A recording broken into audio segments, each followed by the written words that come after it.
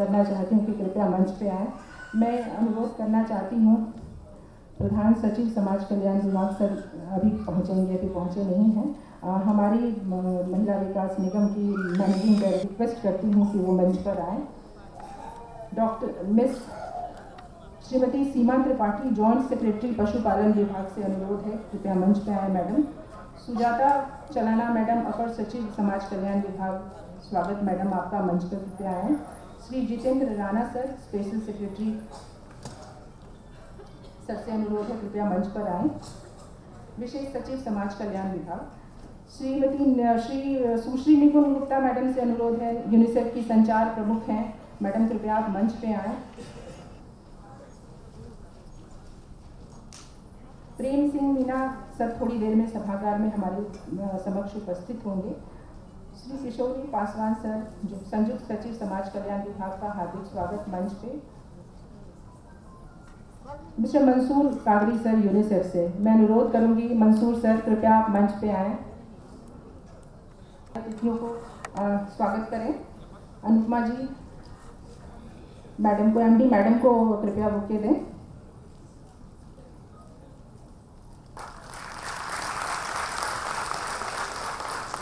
प्रिया जी, सीमा Tripathi madam,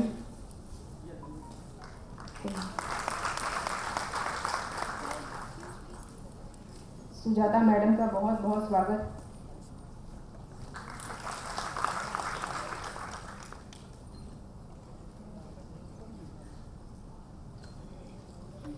Jitendra Rana sir का स्वागत, हमारे सहकर्मी रवि जी जितेंद्र राणा सर को बुके प्रदान करते हुए। रतन जी से अनुरोध है, सुश्री निपुण गुप्ता जी को बुके प्रदान करें।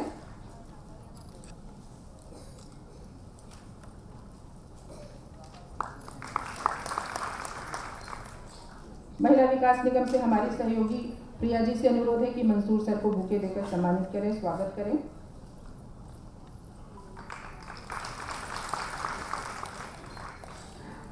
स्वागत के कार्यक्रम के बाद मैं आमंत्रित करना चाहूंगी महिला विकास निगम की प्रबंध निदेशक डॉक्टर एन विजयलक्ष्मी मैडम को कि महिला विकास निगम की क्या भूमिका है। समाज कल्याण विभाग के प्रधान सचिव श्री अतुल प्रसाद सर का बहुत बहुत स्वागत है। हम आपसे अनुरोध करेंगे कि गड़गड़ाहट तालियों की। रुपेश सर से अनुरोध है, अतुल प्रसाद सर को बुके देकर स्वागत करें, सम्मानित करें।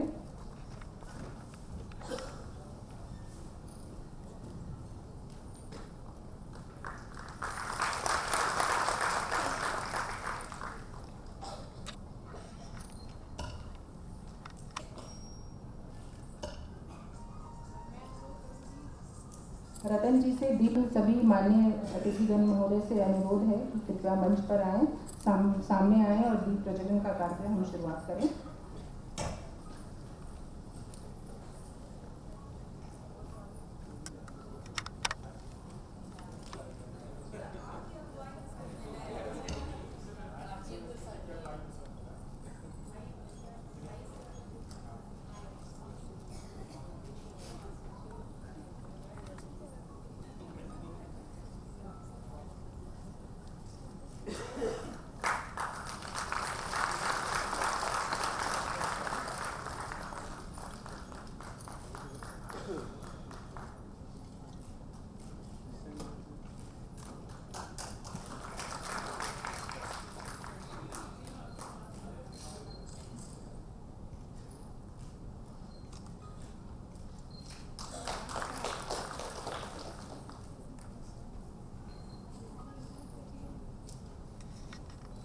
समाप्त हुआ।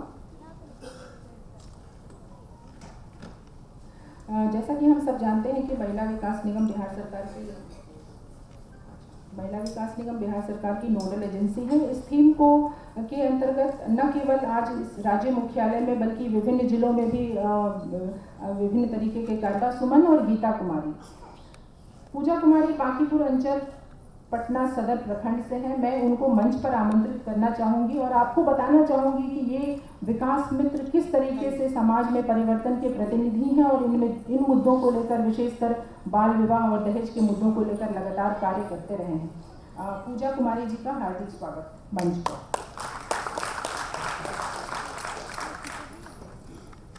मैं पूजा कुमारी विकास में पटना सदर बांकीपुर अंचल की विकास मित्र हूँ। मैं यहाँ उपस्थित मंच पे सभी अतिथिगण एवं सभागार में सभी महिला एवं पुरुष का अभिनंदन करती हूँ। आज अंतर्राष्ट्रीय महिला दिवस पे हम लोग एकत्रित हुए हैं और अपनी महिलाओं को क्या कठिनाइयाँ है और आगे किस तरह उसकी बढ़ोतरी हो, उसके लिए हम लोग आपस में बातचीत करेंगे। सबसे पहले हम विकास में अपने क्षेत्र में महिलाओं की उन्नति के लिए क्या कार्य किए हैं वो हम आप लोग के बीच में रखेंगे। बाल विवाह, जो 2 अक्टूबर को बाल विवाह दहेज प्रथा का जागरूक अभियान चलाया गया था और अभी हम लोग विकास में खासकर माधुरी वार्ड पंचायत में बाल विवाह और दहेज रोकथाम के लिए अभियान चला रहे हैं। जैसे कि दीवार लेखन कर, अभी हम लोग अपने गांव क्षेत्र में जागरूक के लिए दीवार लेखन कर रहे हैं कि बच्चों की शादी कम उम्र में ना करें, उन्हें आगे पढ़ाई के लिए प्रोत्साहित किया जाए और उनकी शादी 18 वर्ष होने के बाद की जाए और उन्हें जो सरकार के द्वारा KYP के द्वारा ट्रेनिंग दी जा रही है उसमें उन्हें एडमिशन कराकर आगे अपने पैरों पे खड़ा होने के लिए प्रोत्साहित किया जाए।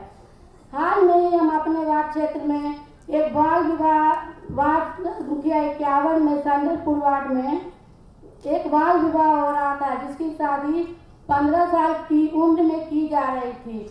हमें समाज कल्याण विभाग एवं पटना सदर SDO प्रखंड पटना सदर BDO के यहाँ से हमें मिला कि वहाँ पे शादी हो रही है, तो हम लोग वहाँ पे पहुँचे और उन्हें समझाएं कि बच्चे की शादी कम उम्र में ना करें, पर वो लोग नहीं माने। तो हम लोग लास्ट में फिर पूरा थाना के साथ वहाँ पहुँचे और उन लड़की की शादी उसी दिन बारात आ रही थी मोतिहारी जिला से और वहाँ पटना सदर SDO सर, मैं विकास मित्र और महिला विकास समाज से मैडम जाकर के उनकी शादी रुकवाई और उसी समय वो लड़की की मंडप से गिटारी का काम चल रहा था और मुझे बहुत एक तरह से बुरा भी लग रहा था, किसी की लड़की की शादी रुक गई, लेकिन मैं बहुत खुश थी कि उसकी जिंदगी बर्बाद होने से बच गई, क्योंकि अगर उसकी शादी कम उम्र में हो जाती तो वो लड़की कम उम्र में मां बन जाती, उसे शिक्षा से वंचित होती। इसलिए मैं बहुत खुश हूँ कि वैसे लड़कियों के आगे बढ़ने के लिए प्रोत्साहित किया जाए। वो लोग फिर शादी के लिए रुक गए और बारात को रास्ते में ही रोक दिए और वो लोग मान गए कि वो अपनी बेटी को आगे पढ़ाएंगे और अपनी बेटी की शादी 18 वर्ष की आयु के बाद ही करेंगे। और हम विकास में अपने क्षेत्र में सभी विकास में वार्ड पंचायत में बाल विवाह के लिए, दहेज प्रथा के लिए जागरूक अभियान चला रहे हैं और 7 निश्चय के तहत जो KYP का ट्रेनिंग चल रहा है, सभी लोग खासकर महिलाओं को प्रोत्साहित कर रही है कि वो ट्रेनिंग में भाग ले और कुछ सीखे और आगे की ओर कार्य करें। मैं अपनी वाणी समाप्त करती हूँ। धन्यवाद। बहुत बहुत धन्यवाद पूजा जी। मैं बता दूं, मैं कुमारी ममता सुमन की विकास मित्र हूँ, धनौरा की विकास मित्र हूँ। हम लोगों ने विकास मित्र होते हुए भी पंचायत में जाकर के दीवार लेखन और मतलब महिला सशक्ति के बारे में, जहाँ सृजनग्रस्त बालिका जो 5वां छठा पढ़ करके छोड़ दिए, उसको मतलब शादी ब्याह चल रहा था, उसको हम लोग ने माना कर करके ग्रुपिंग बना के माना करके और उसको मतलब फिर विद्यालय से जोड़ने का काम किया, उसको फिर से एडमिशन कराया। उन्होंने कहा कि नहीं, अब हम बड़ा हो गए हैं, कैसे पढ़ने जाएंगे। हम कहे नहीं, आप पढ़िएगा, कोशिश करिए। उसको हम लोगों ने विकास मित्र मिलकर और प्रेरित किया, प्रेरित कर करके एडमिशन भी कराया और आगे बढ़ाने का कार्य किया। और यहाँ तक कि हम लोगों ने दीवार लेखन कर और सभा बनाकर बैठक करवा करके महादली टोला में या पंचायत में हम लोगों ने पूरा प्रोत्साहित करने का काम किया। यहाँ तक कि आर्थिक बल युवाओं का हाल, इसमें भी हम लोगों ने बहुत काम कर रहे हैं और प्रशिक्षण दिलवाने के लिए जितना भी बालिका है उन लोग को प्रोत्साहित किया जा रहा है। हम लोग की तरफ से बहुत जोर शोर से विकास मित्र हमारे और हम लोग भी काम कर रहे हैं। अब मैं अपनी वाणी को समाप्त करती हूँ। अपने अनुभव साझा करें। मैं सभी का स्वागत करती हूँ तहे दिल से, जो कि अपना प्रमुख समय आप लोग ने यहाँ दिया है। मैं ये कहना चाहती हूँ मैं कंकड़बाग अंचल से हूँ और मैं ये कहना चाहती हूँ कि बाल विवाह हमें रोकना है। रोकने के लिए हम सभी को प्रयास करना पड़ेगा। हर एक नारी को आगे सशक्तिकरण बन के समझाना पड़ेगा और उन्हें ये बताना होगा कि कम उम्र की लड़कियों का विवाह न करें, ये घोर अपराध है और इसे आगे बढ़ने न दिया जाए। बस इतना ही कहना चाहूँगी। इन्हें किशोरी प्रेरणा दूत के खिताब से नवाजा गया है और अब आप इनकी बात सुने और इनके अनुभव को सुने, पता चलेगा कि किस तरीके से आदरणीय इस मंच पर विराजमान सभी पदाधिकारीगण एवं इस सभागार में उपस्थित सभी अतिथिगण को मेरा प्रणाम। मैं रूपा कुमारी जंदाहा प्रखंड के पानापुर गांव से आई हूँ। मेरे ग्रुप का नाम संगम किशोरी समूह है। आप लोगों को मैं बता दूं कि मैं अपनी शादी खुद रोकी हूँ। मैं जब 1 क्लास में पढ़ती थी तब से मेरा शादी का बात चल रहा था, क्योंकि हम लोग जो समाज में रहते हैं उस समाज में लड़की थोड़ी सी भी बड़ी होती है तो उसका मतलब उस समाज के लोगों का नज़र उसके मतलब डायरेक्ट शादी पे जाते हैं, या पढ़े न लिखे कुछ भी डायरेक्ट उसके बाद शादी पे रहते हैं। और मैं आप लोगों को एक बात ये भी बता दूँ, जिस समाज में हम रहते हैं, जिस गांव में हम लोग रहते हैं, उस गांव में हम लड़कियों को खुलकर जीने की आज़ादी भी नहीं है।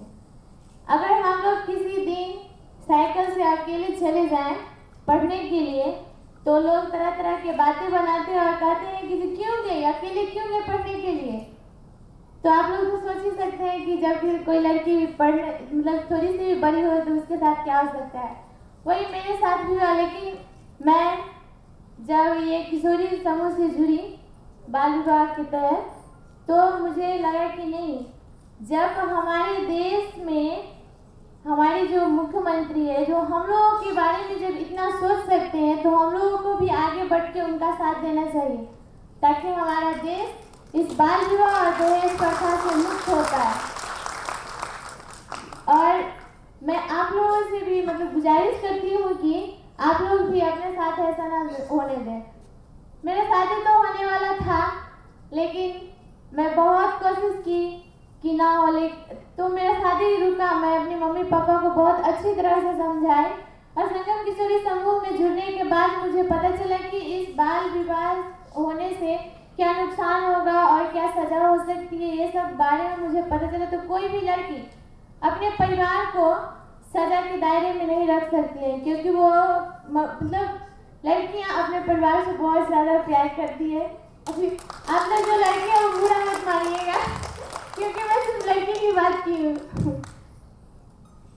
तो लड़कियां ऐसा नहीं कर सकती है। वैसे मैं भी सोची कि नहीं ऐसा नहीं कर सकती है, तो मेरे ग्रुप में जो मतलब मीटिंग कराने आते थे उन्हें लेकर मैं अपने मम्मी पापा के पास गई, ताकि मुझे लगा कि नहीं वो हमसे अच्छे तरह से समझा सकते हैं मेरी मम्मी पापा को। तो वो लोग मेरी मम्मी पापा को बहुत अच्छी तरह से समझाएं, तो मेरी मम्मी पापा समझ गए। और मैं अपने साथ 2 और शादियाँ रोकी हूँ जो मेरे घर के आसपास हो रही थी। वो लोग समझ नहीं पा रहे थे, लेकिन हम लोगों को बहुत मुश्किलों का सामना करना पड़ता है कि जो पुराने ख्यालात के लोग हैं उन्हें कैसे समझाया जाए। वो लोग बोलते हैं, मतलब गाँव की भाषा में बोलते हैं बहुत काबिल बनती है लड़की, ऐसे ही कुछ बोलते हैं। तो ऐसे बहुत सारी बातों का हम लोगों का सामना करा, लेकिन हम लोग इससे पीछे नहीं हटे। क्योंकि हमारा देश, हमारा समाज सबको मतलब इस बाल विवाह और दहेज प्रथा से मुक्त करना है। मैं आप लोगों से भी मतलब पूछना चाहूँगी, क्या आप लोग हमारे साथ हो इस बाल विवाह और दहेज प्रथा की लड़ाई में? क्या हो आप लोग हमारे साथ? सिर्फ हमारे साथ ही नहीं, मतलब कि हमसे मतलब हमारे जैसी बहुत सारी लड़कियां हम लोगों का इंतजार करती है कि कब मेरे साथ कोई रहे ताकि मेरे साथ लड़े। वो अकेले पड़ जाती है। क्या आप लोग उनका साथ देंगे आप लोग सब लोग उनका साथ? चलिए, आज हमें बहुत खुशी। आज वो लड़की की नहीं, खुद मतलब साथ देना होगा, उनका भी बात समझना होगा कि नहीं, हमें भी अपने बच्चों को उस लायक बनाना है ताकि आगे दिन मेरे बच्चे ये नहीं कहे जो मेरे माँ बाप ने मेरे लिए क्या किया। अक्सर अभी गांव में यही होता है, जब थोड़ा सा बच्चे बड़े होते हैं तो सीधे कहते हैं माँ बाप को, अरे जा तूने मेरे लिए क्या किया? कुछ भी तो नहीं, सिर्फ पाल के इतना बड़ा कर दिया और कुछ क्या किया। ऐसे हमारे गांव में होता रहता है। तो इसके बाद मैं अपनी वाणी को विराम देती हूँ। जय हिंद, जय बिहार। मुख्य अतिथिगण तथा आए हुए अभिभावकगण, मेरा हमसे आप सबको सभी को प्रणाम। हम बस ये बताना चाहते हैं कि कम उम्र में शादी करने से क्या क्या होता है, आप सब जानते ही हैं। तो मेरा शादी, जब मेरी मम्मी पापा मेरे शादी को कुछ बात चला रहे थे तो अंकल संगीता आंटी और मुरारी अंकल मेरे यहाँ आए और ये बाल विवाह के बारे में कुछ बताया। तो मेरे पापा और मेरी मम्मी समझ गए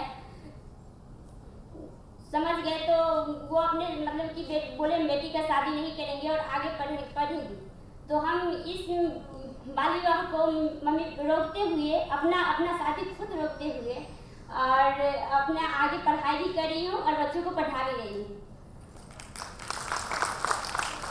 तो हम ये चाहते हैं कि मेरे साथ ऐसा हुआ है और यहाँ पे आए हुए जितने भी गार्जियन हैं उन सबसे निवेदन करती हूँ कि अगर उनको भी बच्चा है तो ऐसा बाल विवाह न करें।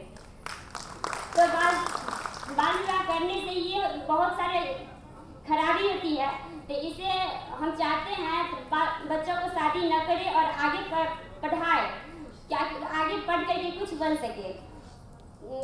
तो इस पे हम कुछ मतलब बोलना चाहती हूँ। अभी तो हमको पढ़ना है और बाल विवाह न करना है। मैं इस तरह से अपनी वाणी को विराम देती हूँ। जय हिंद। और बिहार सरकार महिला विकास निगम यूनिसेफ द्वारा चलाए जा रहे कार्यक्रम बाल विवाह प्रतिषेध के तहत मैं किशोरी समूह की लीडर हूँ। मेरे गांव में एक प्रीति नाम की लड़की है जो वो गरीब परिवार से आती है। उसकी माँ उसके बचपन में ही डेट कर गई, जिसके कारण उसका पढ़ाई लिखाई छिन गया और वो घर का ही काम करती थी। और जिसके कारण वो गरीब होने के कारण उसके माता पिता उसे शादी करना भी चाह रहे थे और उसकी शादी करवा भी रहे थे। लेकिन जब हमारे समाज में वो बाल विवाह प्रतिषेध प्रोजेक्ट आया, जिसके तहत हम लोग उस प्रोजेक्ट के तहत जुड़े और हम लोगों को पता चला कि बाल विवाह से क्या क्या नुकसान होता है और इसकी क्या क्या सजा है। तो हम लोगों ने उसके परिवार वाले को जाके समझाए कि बाल विवाह से क्या क्या नुकसान होता है, इसे शादी ना करे। जिसके कारण वो लोग समझ गए और वो उसका शादी नहीं किया और वो हम लोग उसको अपने समूह में जोड़े और समूह के द्वारा उसे ट्यूशन भी दिए और उसको स्कूल के साथ भी जुड़े। बस इतना ही कहना चाहती हूँ। मित्रों, एक चीज़ आपको आज इस सभागार में नज़र आ रहा होगा, वो है रंग पर्पल। ये इस बार अंतर्राष्ट्रीय महिला दिवस का थीम कलर पर्पल है, जो संपन्नता, प्रॉस्पेरिटी, डिग्निटी का प्रतीक है। इस थीम को, इस कलर को लेते हुए हम एक ऊर्जा भरे माहौल में आज यहाँ से विदा लेंगे और अपने काम को और भी संवेदनशील होकर हम करेंगे। मैं महिला विकास निगम की प्रबंध निदेशक डॉक्टर अनु विजयलक्ष्मी मैडम, जो सचिव हैं पशुपालन एवं मत्स्य संसाधन विभाग की भी, उनसे आमंत्रित करूंगी कि जो महिला सशक्तिकरण के लिए बिहार सरकार का जो प्रयास है, महिला विकास निगम की क्या भूमिका है, उसके बारे में आकर बताएं। और एक बात बोलना चाहूँगी, मैं हर मन से बोलती हूँ कि महिला विकास निगम महिला सशक्तिकरण के लिए पूरे बिहार में जितने भी कार्यक्रम कर रहा है या उसकी सफलता मिल रही है, तो मैडम का इसमें कुशल नेतृत्व का श्रेय है इसमें बिल्कुल। तो मैं आमंत्रित करना चाहूँगी मैडम को।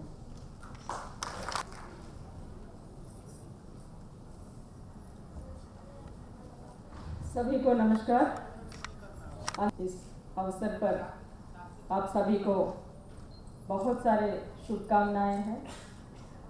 इस अवसर पर आयोजित इस कार्यशाला में मंच पर उपस्थित हमारे समाज कल्याण विभाग के प्रधान सचिव श्री अतुल प्रसाद जी, मंच पर उपस्थित समाज कल्याण विभाग के श्री जितेंद्र राणा जी, सुजाता चलाना जी, किशोरी पासवान जी, यूनिसेफ से श्री मंसूर जी, श्रीमती नुपुर गुप्ता जी, श्रीमती सीमा त्रिपाठी जी, एडिशनल सेक्रेटरी पशुपालन विभाग, और यहाँ पर उपस्थित आप सभी महिला विकास निगम के, समाज कल्याण विभाग के, जेंडर रिसोर्स सेंटर के सभी हमारे पदाधिकारीगण, कर्मचारीगण, राज्य के कोने कोने से आए हुए हमारे विकास मित्रगण और प्रेरणा दूतगण, आप सभी लोग, देवियों सज्जनों, फिर से एक बार आज के इस अवसर पर बहुत सारी शुभकामनाएं हैं। ऐसा देखा जाए तो महिला दिवस के लिए एक अलग से दिन होने की ज़रूरत नहीं है। प्रत्येक दिन महिला के लिए है। प्रत्येक दिन महिलाएं अपने अचीवमेंट्स, अपने कंट्रीब्यूशन समाज को देती आ रही है। महिला ऐसा देखा जाए तो पुरुषों से ज़्यादा ऊर्जा भगवान ने उनको दिया है, क्योंकि वो सृजनकर्ता भी है, नर्चर भी करती है, सब चीज़ उनके अंदर है। तो एक अलग से दिवस या अलग से एक विशेष दिन का आवश्यकता मेरे ख्याल से ज़रूरत नहीं है। प्रत्येक दिन हमारे नाम पे है। फिर भी इस तरह का अंतर्राष्ट्रीय महिला दिवस जो मनाया जा रहा है, और हमारे देश में भी हम लोग मनाते हैं, और प्रत्येक संस्था, प्रत्येक सरकारी हो या गैर सरकारी हो, प्रत्येक संस्था इसको मनाती है। इसके लिए इसका कारण ये है कि आज के दिन हम लोग सब मिल बैठकर विचार विमर्श करें, चर्चा करें कि आखिर एक दिन हम निर्धारित करके इस तरह का कार्यक्रम क्यों कर रहे हैं। अभी महिलाओं के स्टेटस क्या है समाज में, महिलाओं की अचीवमेंट्स क्या है, महिलाओं के अचीवमेंट्स को सेलिब्रेट करने के लिए भी आज का दिन मौका देता है। अभी तक की जो अचीवमेंट्स रहा है, उसके साथ साथ अभी भी क्या कमियां हैं, कहाँ पे हम पीछे हैं, कहाँ, what is the status of women in India internationally, कहाँ पे हम ठहरे हुए हैं, उसको और आगे कैसे बढ़ाया जा सकता है, आगे कैसे लेके जा सकते हैं। इन सारे विषयों पर चर्चा करने के लिए, एक गहन विचार विमर्श करने के लिए ये मंच अवसर प्रदान करता है। इसीलिए हम लोग आज सब इकट्ठा हुए हैं, और हम सब जानते हैं हमारा देश इतना बड़ा है, पूरे विश्व में नंबर 2 है इन टर्म्स ऑफ पॉपुलेशन। तो ऐसा देखा जाए तो पूरे विश्व में महिलाओं का भी, क्योंकि आधी आबादी महिलाओं की है, तो पूरे विश्व में महिलाओं का जो आबादी है वो चाइना और इंडिया में ही है, ऐसा देखा जाए तो इतनी बड़ी आबादी जब हमारे देश में है, और हमारा देश आप सभी जानते हैं कि विभिन्नता से भरी हुई है, इतना ज़्यादा भिन्नता है। प्रत्येक राज्य में फिर अलग अलग संस्कृतियाँ हैं, भाषाएं हैं। तो ये जो भिन्नता है वो महिलाओं की स्थिति में भी दिखता है हमको, जहाँ पर शीर्ष स्थानों पर प्रधानमंत्री और राष्ट्रपति जैसे अत्युन्नत शीर्ष स्थानों पर महिलाएं विराजमान रही है इस देश में, वहीं पर आपको महिलाएं बहुत निम्न स्तर पर आज के दिन में भी निरक्षर और बहुत विकास से कोसों दूर आपको दिखती है। तो ये इतना वाइड वैरायटी है और इतना वाइड स्पेक्ट्रम है। बहुत सारे महिलाएं मिडिल क्लास में हैं और शिक्षित है, रोजगारोन्मुखी है, रोजगार भी कर रही है, और अपने समाज के साथ, अपने फैमिली के साथ साथ समाज के लिए भी कंट्रीब्यूट कर रहे हैं। बहुत सारे महिलाओं में अभी भी शिक्षा की कमी है। तो आपको पूरा स्पेक्ट्रम मिलेगा हमारे देश में, क्योंकि आबादी बहुत बड़ी है, विविधता से भरी है। तो ये सारी चीज़ हमारे सामने हमारे मनोफलक में आ जाते हैं जब हम इन मुद्दों के बारे में विचार विमर्श करते हैं। तो आज का दिन ये भी अवसर हमारे लिए प्राप्त होता है कि हम लोग सोचें ऐसे कुरीतियों के बारे में जो अभी भी हमारे समाज को चकनाचूर किए हुए हैं, जैसा कि बाल विवाह, दहेज प्रथा उसमें प्रमुख रूप से आते हैं। और आप सभी लोग जानते हैं, आप प्रेरणा दूत और विकास मित्र बहुत अच्छे काम कर रहे हैं, आप लोगों ने अपने अनुभव को साझा किया यहाँ पे। तो इन दोनों कुरीतियों के खिलाफ बिहार सरकार ने बहुत बड़ा कदम उठाया है।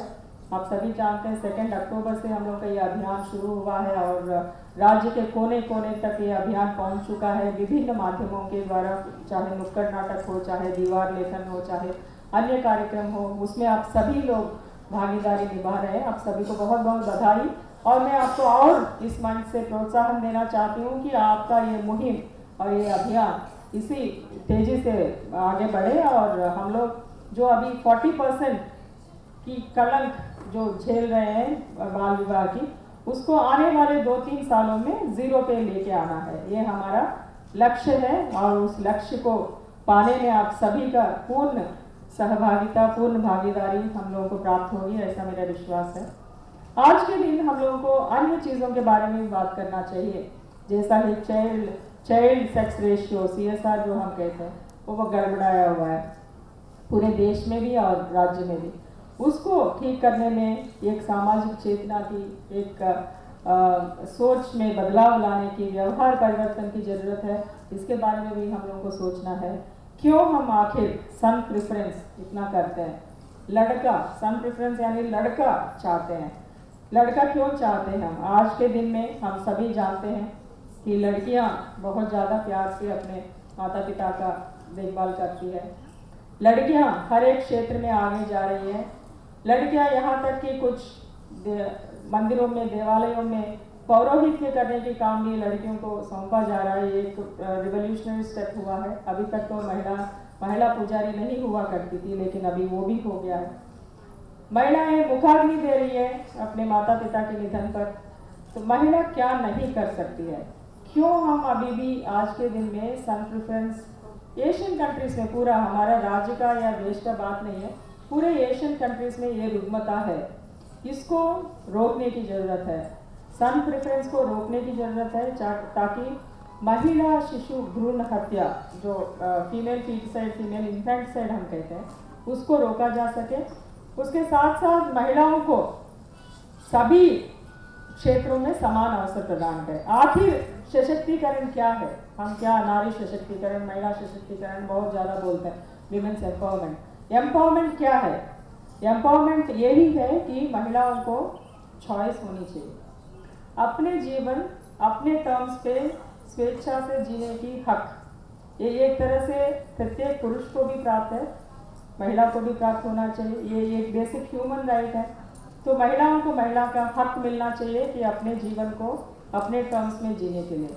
उसके साथ साथ इक्वल अपॉर्चुनिटीज़ मिले। तो जितना मेरा लिमिटेड नॉलेज है उसमें मैं यही सोचती हूँ कि महिला सशक्तिकरण का असली अर्थ, असली मीनिंग यही है कि they should get equal opportunities and they should get a choice to choose whatever they want to do in life। तो अगर ये दोनों चीज़ हम लोग उपलब्ध करा देते हैं तो सही मायने में महिलाएं बराबर इक्वालिटी पे आ जाएगी, बराबर पुरुषों के साथ कंधे से कंधे मिलाकर आगे बढ़ेंगी।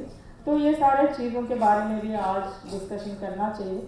उसके साथ साथ इसको भी अप्रिशिएट करना चाहिए कि हमारे राज्य में खास करके ये एक एनेबलिंग एनवायरनमेंट बना है। इसको हम सभी लोग अप्रिशिएट करें।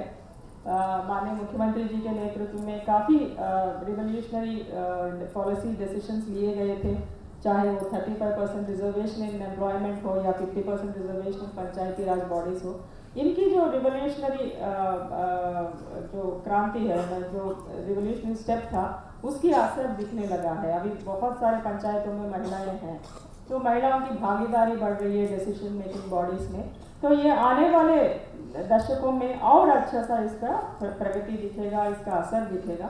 उसके साथ साथ महिला सशक्तिकरण नीति बनी है 2015 में, उसकी इम्प्लीमेंटेशन हो रही है और सामाजिक कुरीतियों के खिलाफ लड़ाई, ये पूरे देश में अगर देखा जाएगा तो किसी भी राज्य सरकार ने चाइल्ड मैरिज के ऊपर इक्का दुक्का काम तो हुआ है, बट इतने बड़े पैमाने पे, व्यापक पैमाने पे, इतने बड़े स्केल में नहीं हुआ है।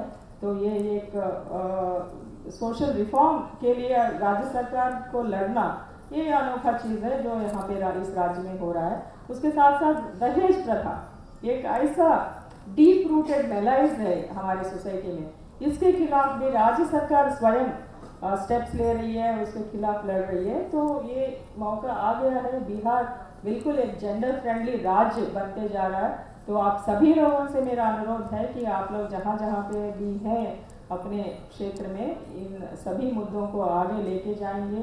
बिहार को बिल्कुल एक जेंडर फ्रेंडली राज्य बनाने में आप सभी का भागीदारी होगा और हम सब लोग मिलकर इसी अकुंठित डिटर्मिनेशन के साथ, दीक्षा के साथ हम लोग मिलकर साथ कदम बढ़ाएंगे तो जरूर आने वाले दशक में बिहार का नाम रोशन होगा और बिहार उसके जरिए बिहार के महिलाओं का नाम रोशन होगा। और महिलाएं बिहार में हम चाहेंगे कि महिलाएं बहुत सेफ है, महिलाओं के शिक्षा में महिलाएं आगे बढ़ रही हैं और एम्प्लॉयमेंट में आगे बढ़ रहे हैं, हर चीज़ में महिलाओं को बिल्कुल सही मायने में सशक्तिकरण हो रहा है। ये आने वाले दशक में हम लोग को दिखना चाहिए, उसके लिए हम लोग नींव आज रख रहे हैं और उसके उस छोटे सी जो बीज है उसको पानी दे रहे हैं ताकि वो बहुत बड़ा वृक्ष बने और आप सभी के मदद से ये बिल्कुल ये सपना साकार होगा। बहुत बहुत धन्यवाद।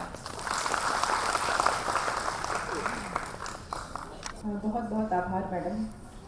वाकई हमें स्त्री विमर्श के जो मुद्दे हैं, जो महिलाओं पर काम करने के जो मुद्दे हैं, जो एड्रेस करने उतने ही आवश्यक हैं, चाहे वो कार्यस्थल पर यौन शोषण हो या फिर बाल विवाह और दहेज जैसी सामाजिक कुरीतियाँ। बहरहाल आगे बढ़ते हुए हम अगली वक्ता के रूप में मैडम श्रीमती सीमा त्रिपाठी मैडम को बुलाना चाहेंगे जो अपर धन्यवाद। हमारे समक्ष मंच पर उपस्थित प्रधान सचिव समाज कल्याण विभाग श्री अतुल प्रसाद जी, महिला विकास निगम की एमडी मैडम श्रीमती विजयलक्ष्मी जी, मंच पर आसीन सभी गणमान्य अतिथिगण और आप सभी को बहुत बहुत शुभकामनाएं आज महिला दिवस की। एक बहुत ही अच्छा सवाल मैडम ने उठाया शुरुआत में ही कि ये अलग से एक दिन मनाने की क्या आवश्यकता है, हर दिन तो महिला का ही दिन है। ऑल्दो यहाँ पर पुरुष भी बैठे हुए हैं और कई बार मेरे मन में सवाल आता है कि मैं इन पुरुषों से पूछूं कि आपको ये बात अच्छी लगती है कि आपके नाम पे कोई दिवस नहीं है, ये बात बुरी लगती है, पर इसका उत्तर अभी सही से मुझे मिला नहीं। तो मैं यहीं पर पूछ लेती हूँ, कुछ लोग बताएं ये बात अच्छी है कि आपके नाम पर कोई अलग से दिवस नहीं मनाया जाता? कौन सा दिवस? मजदूर, राइट। सो आई मीन इस तरह के तो आप लोगों के नाम पर बहुत सारे दिवस हैं, पर मैं आपसे थोड़ा डिफर करना चाहूँगी क्योंकि मजदूर तो महिलाएं भी होती हैं और जितनी मजदूरी महिलाएं करती हैं शायद सारा पुरुष वर्ग मिलकर के नहीं करता होगा। और मुझे पता है कि आप लोग okay, so now we are going to celebrate it, okay, but somehow आज आप लोग बहुत ही मेंटली प्रिपेयर होकर के आए होंगे यहाँ पर कि जितनी भी बातें सुनने के लिए मिलेंगी उसमें पुरुषों के क्षेत्र को संकुचित कर दिया जाएगा और महिलाओं को ज़्यादा से ज़्यादा प्रेज, प्रशंसा और सब कुछ आज उन्हीं का भाग है।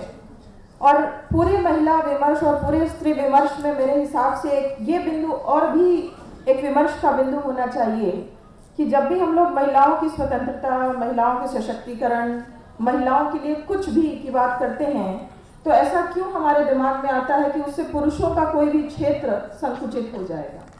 यानी अगर महिलाओं को ज़्यादा स्वतंत्रता मिली तो पुरुषों की स्वतंत्रता कम हो जाएगी, महिलाएं सशक्त हो गई तो पुरुष वीक हो जाएंगे।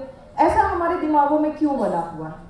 और उसके पीछे कहीं ना कहीं मुझे लगता है कि जो हमारा सामाजिक ताना बाना है उसकी भूमिका है।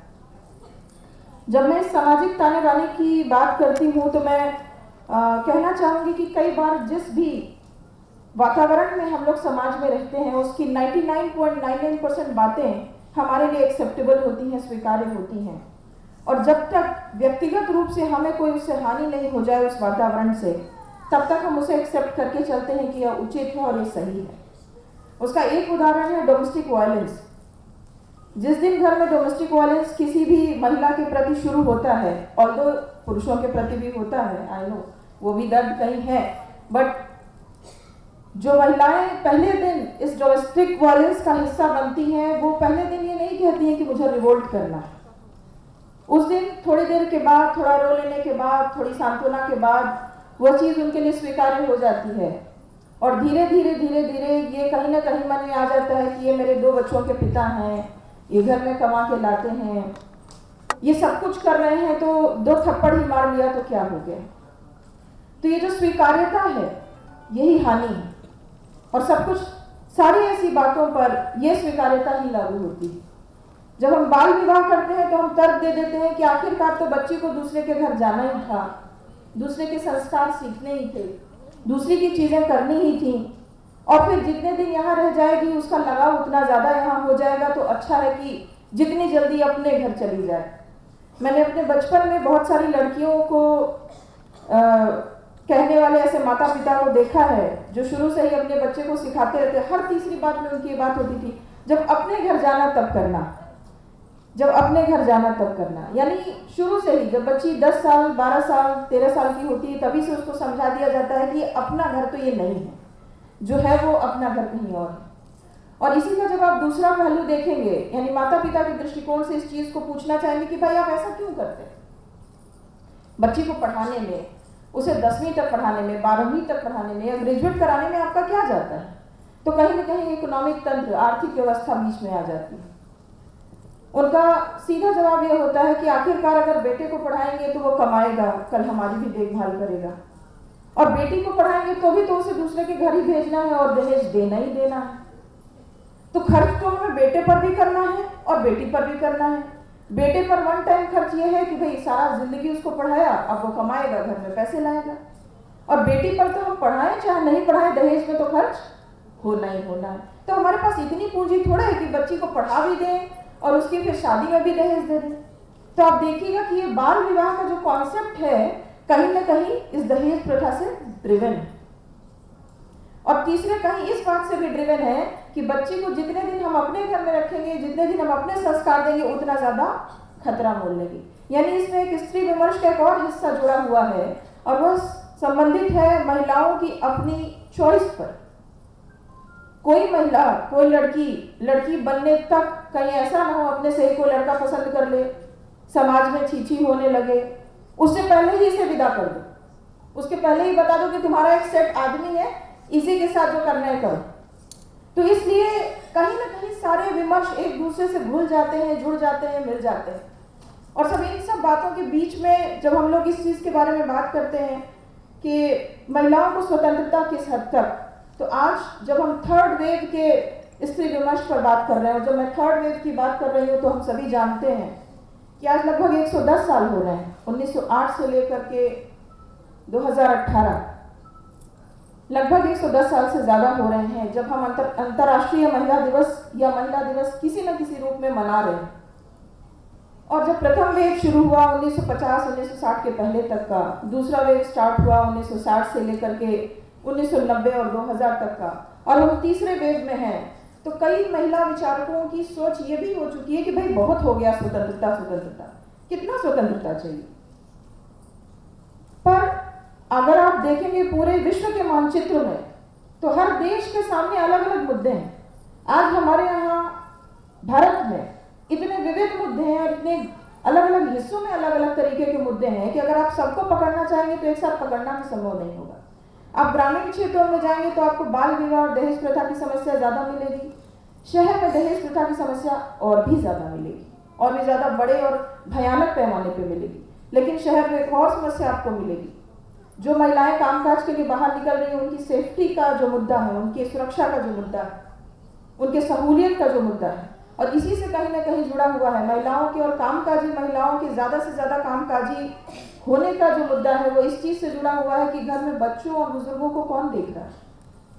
एक नया डिस्कोर्स शुरू हो गया है समाजशास्त्र के क्षेत्र में बुजुर्गों की स्थिति। आज नए नए कानून बन रहे हैं बुजुर्गों की देखभाल पर सच में अगर आप जाकर के शहरों में देखिएगा तो आपको मिलेगा कि 50% से ज़्यादा बुजुर्ग अकेले रह रहे हैं, और उनकी ज़िंदगी का पहला सच हो गया है अकेलापन। ये भी कहीं ना कहीं इस नारी विमर्श से जुड़ा हुआ। अब एक पूरा ही अलग विषय है जिस पर मेरी अपनी एक थ्योरी है कि ये बुजुर्गों की स्थिति ऐसे क्यों हुई या महिलाओं की स्थिति ऐसे क्यों पहुंची, लेकिन मैं मानती हूँ कि सीधे सीधे नारियों की स्वतंत्रता, उनके कामकाजी होने और समाज के ताने बाने के बदलने में एक सीधा संबंध है। जैसे जैसे नारियों की भूमिका समाज में बदलती जाएगी, समाज का पूरा ताना बाना ऊपर का नीचे होता चला जाएगा, और ऐसा पुरुषों के वजह से कभी नहीं हुआ और कभी नहीं होगा। पुरुष पहले भी बाहर निकल के खेती करते थे, बिजनेस करते थे, घर का ताना बाना में कहीं कोई चेंज नहीं आता था। आज महिला क्या बाहर निकल गई, अब बच्चे को कौन पाले, बुजुर्ग को कौन देखे, सारी समस्याएं एकदम ऐसे आकर के विकराल होकर के खड़ी हो गई हैं जिसका जवाब आज इस समाज के पास नहीं। अगर मैं संक्षेप में, पता नहीं मुझे कितना समय दिया गया है, क्योंकि ये मेरा चूंकि रुचि का विषय है, 2-3 घंटा भी मैं बात कर सकती हूँ। तो अगर महिलाओं के कामकाजीपन की बात करें तो आप ये देखेंगे, अगर मैं सर्वे करा लूँ या आप ही जाइए 10 कामकाजी महिलाओं से बात करिए जिनको बच्चे भी पालने और घर में बुजुर्ग भी देखने हैं, उनसे पूछिए कि 10 में से कि भाई अगर आपको ऑप्शन दिया जाए कि आपको जो सैलरी मिल रही है उतनी ही सैलरी आपको हर महीना हाथ में आके मिल जाएगी, आप घर पे रह के बच्चों को देखना चाहेंगी कि बाहर जाके काम करना चाहेंगी? 10 में से 5 से अधिक महिला आपको कहेगी कि मैं घर में रहना चाहूँगी। क्योंकि आज भी जो ममत्व है, जो मातृत्व है, उससे बड़ा उस वक्त महिला के जीवन में कुछ भी नहीं होता जिस वक्त उसे अपने बच्चे को देखना होता है। तो कहीं ना कहीं समाज के ताने बाने को जो हमने छेड़ दिया है महिलाओं की स्थिति को दुर्बल बना के, उस दिन हमने ये सोचा नहीं था कि ये जो महिला घर के अंदर है, मार भी खाती है, बच्चा भी पालती है, हमारे माँ बाप की देखभाल भी करती है, और गाहे बगाहे साल 2 साल में हम उसे याद दिला देते हैं कि अच्छा नहीं लगता तो घर छोड़ के चली जाओ। और ये बात और भी बड़े डिस्कोर्स से जुड़ी हुई है कि इसका मतलब है कि उसके नाम पे कोई संपत्ति नहीं, घर छोड़ के चली जाओ। ये एक लाइन नहीं है, इसके बहुत बड़े मायने हैं। इसके मायने ये भी है कि तुम जाओगी कहाँ, इसके मायने ये भी है कि तुम्हारे नाम पर कोई संपत्ति नहीं है, इसके मायने ये भी है कि तुमको समाज इस रूप में एक्सेप्ट करेगा ही नहीं कि तुम अपने पति के घर को छोड़ आई। यानी न सिर्फ तुम आर्थिक रूप से दुर्बल हो, सामाजिक रूप में तुम्हारी मान्यता भी सिर्फ उसी गुलाम के रूप में है। इसलिए तुम्हें मानसिक रूप से तैयार होना है इसी गुलामी को स्वीकार करने के लिए। तो एक लंबा डिस्कोर्स है। कुल मिलाकर के हमने इज्जत नहीं की। महिला जो घर में काम कर रही थी उसको पैसे तो नहीं मिलते थे, सैलरी तो नहीं मिलती थी दिन भर घर में खटने की, उसे इज्जत भी नहीं मिलती थी। और अंत में उसने सोचा मेरे पास कोई रास्ता नहीं, मुझे बाहर निकलना होगा और मुझे खुद कमाना होगा। जब मैं खुद कमा करके 5,000 भी अपने हाथ में रखूंगी तो मैं अपने निर्णय खुद से लूंगी, और तब कोई मुझसे नहीं कहेगा कि बाहर घर छोड़ के चली जाओ, और कहेगा तो मैं चली जाऊं। तो आपने उसको उस टिपिंग पॉइंट पे पहुंचा दिया जहां उसके बाहर निकलने के अलावा कोई रास्ता नहीं था, और अब उसके बाहर निकलने के बाद आपका घर संभालने का कोई रास्ता नहीं बचा। तो आपने अपने ही लिए एक समाज के रूप में आपने अपने लिए एक ऐसी समस्या खड़ी कर ली है जिसका समाधान आज आपके हाथ में नहीं। पता नहीं कुछ लोग हो सकता है मुझसे असहमत हो इस बिंदु पर, मुझे नहीं मालूम, पर मैं इस समस्या को बड़ी भयानक समस्या के रूप में देखती हूँ। जो बहुत विकसित देश है उनमें समस्या थोड़ी पहले आ गई, भारत जैसे देश में अभी बड़े बड़े शहरों में आई है, फिर धीरे धीरे गांवों में क्रिपिंग करेगी, लेकिन जब पूरा समाज इसकी चपेट में आ जाएगा तब हम इसको कैसे डील करने वाले हैं। तो इससे बेहतर तो यही होता कि जो महिला जहां जैसा जो योगदान समाज के प्रति दे रही है, चाहे बच्चों को पालकर, चाहे बुजुर्गों को देखकर, चाहे आपकी सहायता करके, सब कुछ करके उसको वही इज्जत दी जाती जो उसके लिए देय था, जो उसके लिए स्वीकार्य था, पर हमने ऐसा नहीं किया।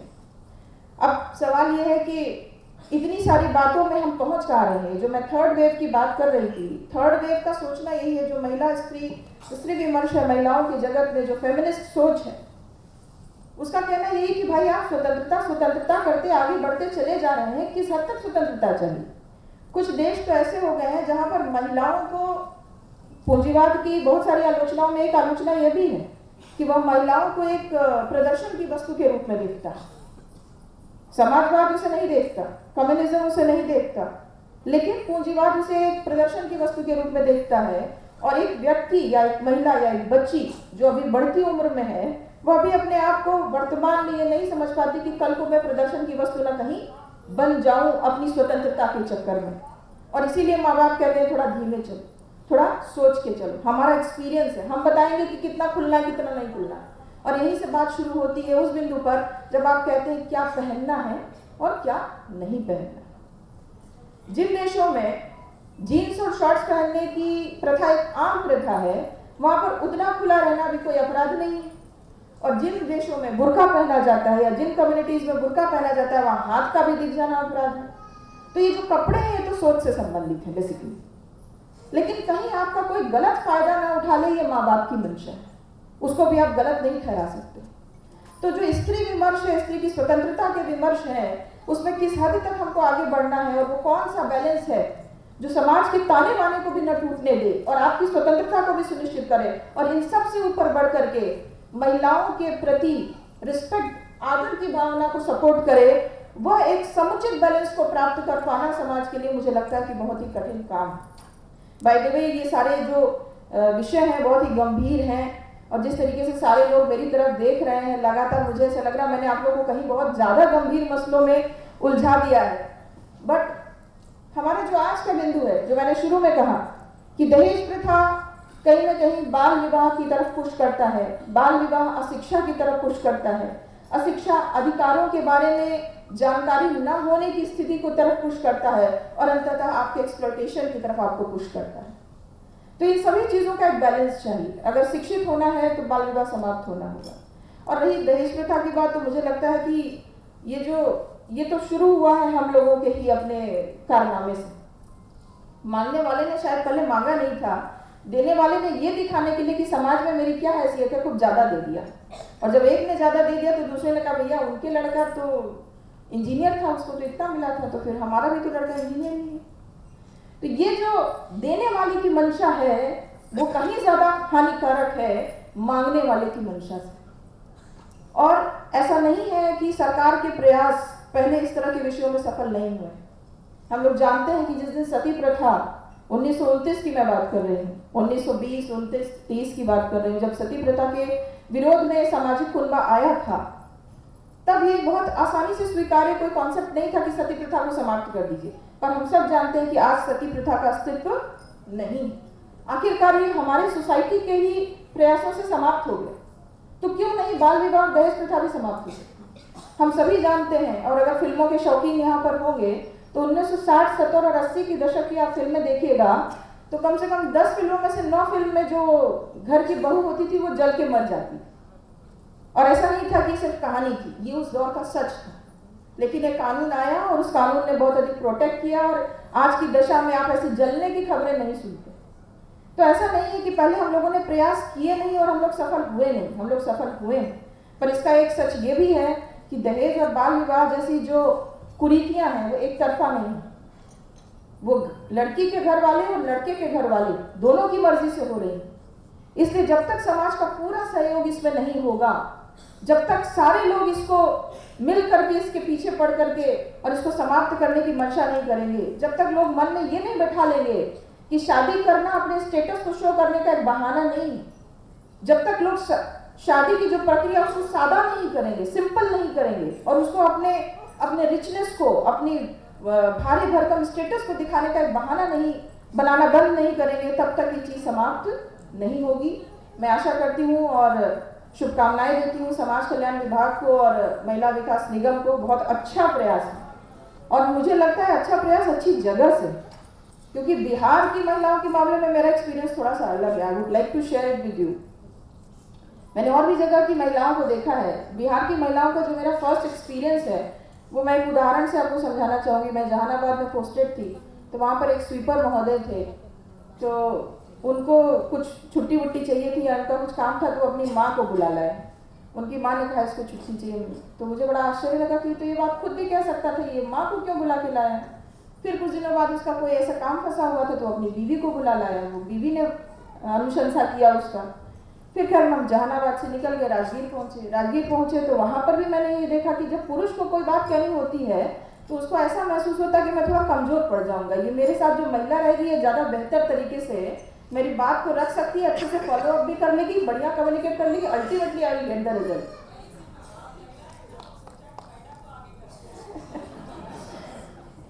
बट समहाउ वो लोग ज़्यादा, मैम की भी बात सही है कि शायद महिला को समझा लेगी, ये भी बात सही नहीं होगी।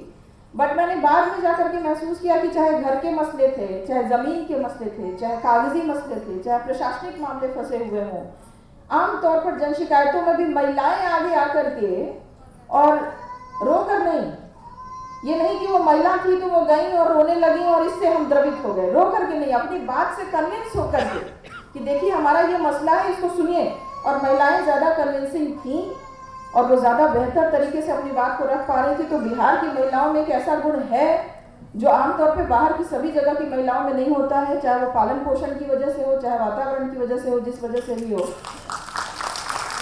तो बहुत सही जगह से ये आंदोलन देश में शुरू हुआ है बाल विवाह की और दहेज प्रथा के विरुद्ध। मैं आशा करती हूँ कि बहुत शीघ्र 10-20 सालों के अंदर हम लोगों के इसके रिजल्ट, इसके प्रभाव देखने को मिलेंगे। बहुत बहुत शुभकामनाएं, धन्यवाद। रखा संपत्ति में महिलाओं के अधिकार की बात तो हम करते हैं, लेकिन जब हम एलपीसी बनाने की बात करते हैं तो हमारा जो फॉर्म है उसमें भी स्टेट ही हमें पोजीशन का सर्टिफिकेट देने के लिए, कब्जा सुनिश्चित करने का सर्टिफिकेट देता है। तो ये प्रक्रिया बहुत ही कठिन है, जेंडर संवेदनशीलता के हर एक आयाम पे आवश्यकता है। अगले वक्ता के रूप में मैं बुलाना चाहूँगी श्री जितेंद्र राणा सर को। सभी वासियों को अंतर्राष्ट्रीय महिला दिवस पर हार्दिक शुभकामनाएं। मंच पर मौजूद समाज कल्याण विभाग के प्रधान सचिव श्री अतुल प्रसाद जी, मंच पर मौजूद श्री एन विजयलक्ष्मी, प्रधान सचिव पशु एवं मत्स्य संसाधन विभाग तथा एमडी वुमेन डेवलपमेंट कॉरपोरेशन, यहीं पर मौजूद श्री सीमा त्रिपाठी, एडिशनल सेक्रेटरी पशु एवं मत्स्य संसाधन विभाग, सुजाता चालाना जी, एडिशनल सेक्रेटरी समाज कल्याण विभाग, मौजूद सभी हमारे विशिष्ट अतिथिगण और इस सभागार में मौजूद सभी हमारे मीडिया के बंधु एवं इस कार्यशाला में भाग ले रहे सभी साथियों। अभी विजयलक्ष्मी मैम ने और सीमा त्रिपाठी जी ने जो अंतर्राष्ट्रीय महिला दिवस की जो महत्ता है और इससे संबंधित जो विभिन्न पहलू हैं उन पर विस्तृत रूप से अपने विचार रखे, जिनसे निश्चित रूप से आप सभी लोगों को इसकी महत्ता का भी पता चला है और इससे संबंधित जो अन्य पहलू हैं उन सबके बारे में भी आपका ज्ञानवर्धन हुआ है। मैं अल्प अवधि में ही अपने केवल 1-2 जो व्यवहारिक बातें हैं उनके बारे में ही मैं अपनी जो वक्तव्य है उसको कहना चाहूँगा कि मैं मूल रूप से हरियाणा से आता हूँ और जब हम छोटे थे, जिस समय पे स्कूल वगैरह में पढ़ते थे, तो उस समय से ही क्योंकि ह्यूमैनिटीज़ का स्टूडेंट भी थे तो हमेशा हर जगह पे यही जो ह्यूमन डेवलपमेंट इंडिकेटर्स आते थे तो उसमें एक सबसे बड़ी बात रहती थी कि सबसे खराब सेक्स रेशियो जो है हरियाणा में है और निश्चित रूप से दिल्ली के आसपास होने के कारण में कि पिछड़ा भी है और महिलाओं का ज़्यादा शोषण होता है। और जैसा आप जानते हैं कि अलग अलग तरीके के पहलू जो है, खाप का पहलू है या अन्य पहलू है, जो एक पैट्रियार्कल सोसाइटी का जिसको स्टैम्प कहा जाता है, वो निश्चित रूप से हम लोगों ने काफ़ी नज़दीकी से देखा भी है उसको। और ये सभी आज से लगभग 20 वर्ष के पहले के, जिस समय पे ये मुद्दे काफ़ी ज्वलंत थे और पूरे के पूरे जो जनमानस में और मीडिया वगैरह में इसका काफ़ी चर्चा होता था। उनको लेकर उस समय पे केंद्र सरकार ने और जो राज्य सरकारें विभिन्न रही हैं उन सभी ने अपने विभिन्न कार्यक्रम चालू किए और जिसमें जो PNDT के जो टेस्ट होते थे उनके अगेंस्ट में और चाइल्ड मैरिज वाला जो था और भी जो विभिन्न पहलू थे उन सभी में।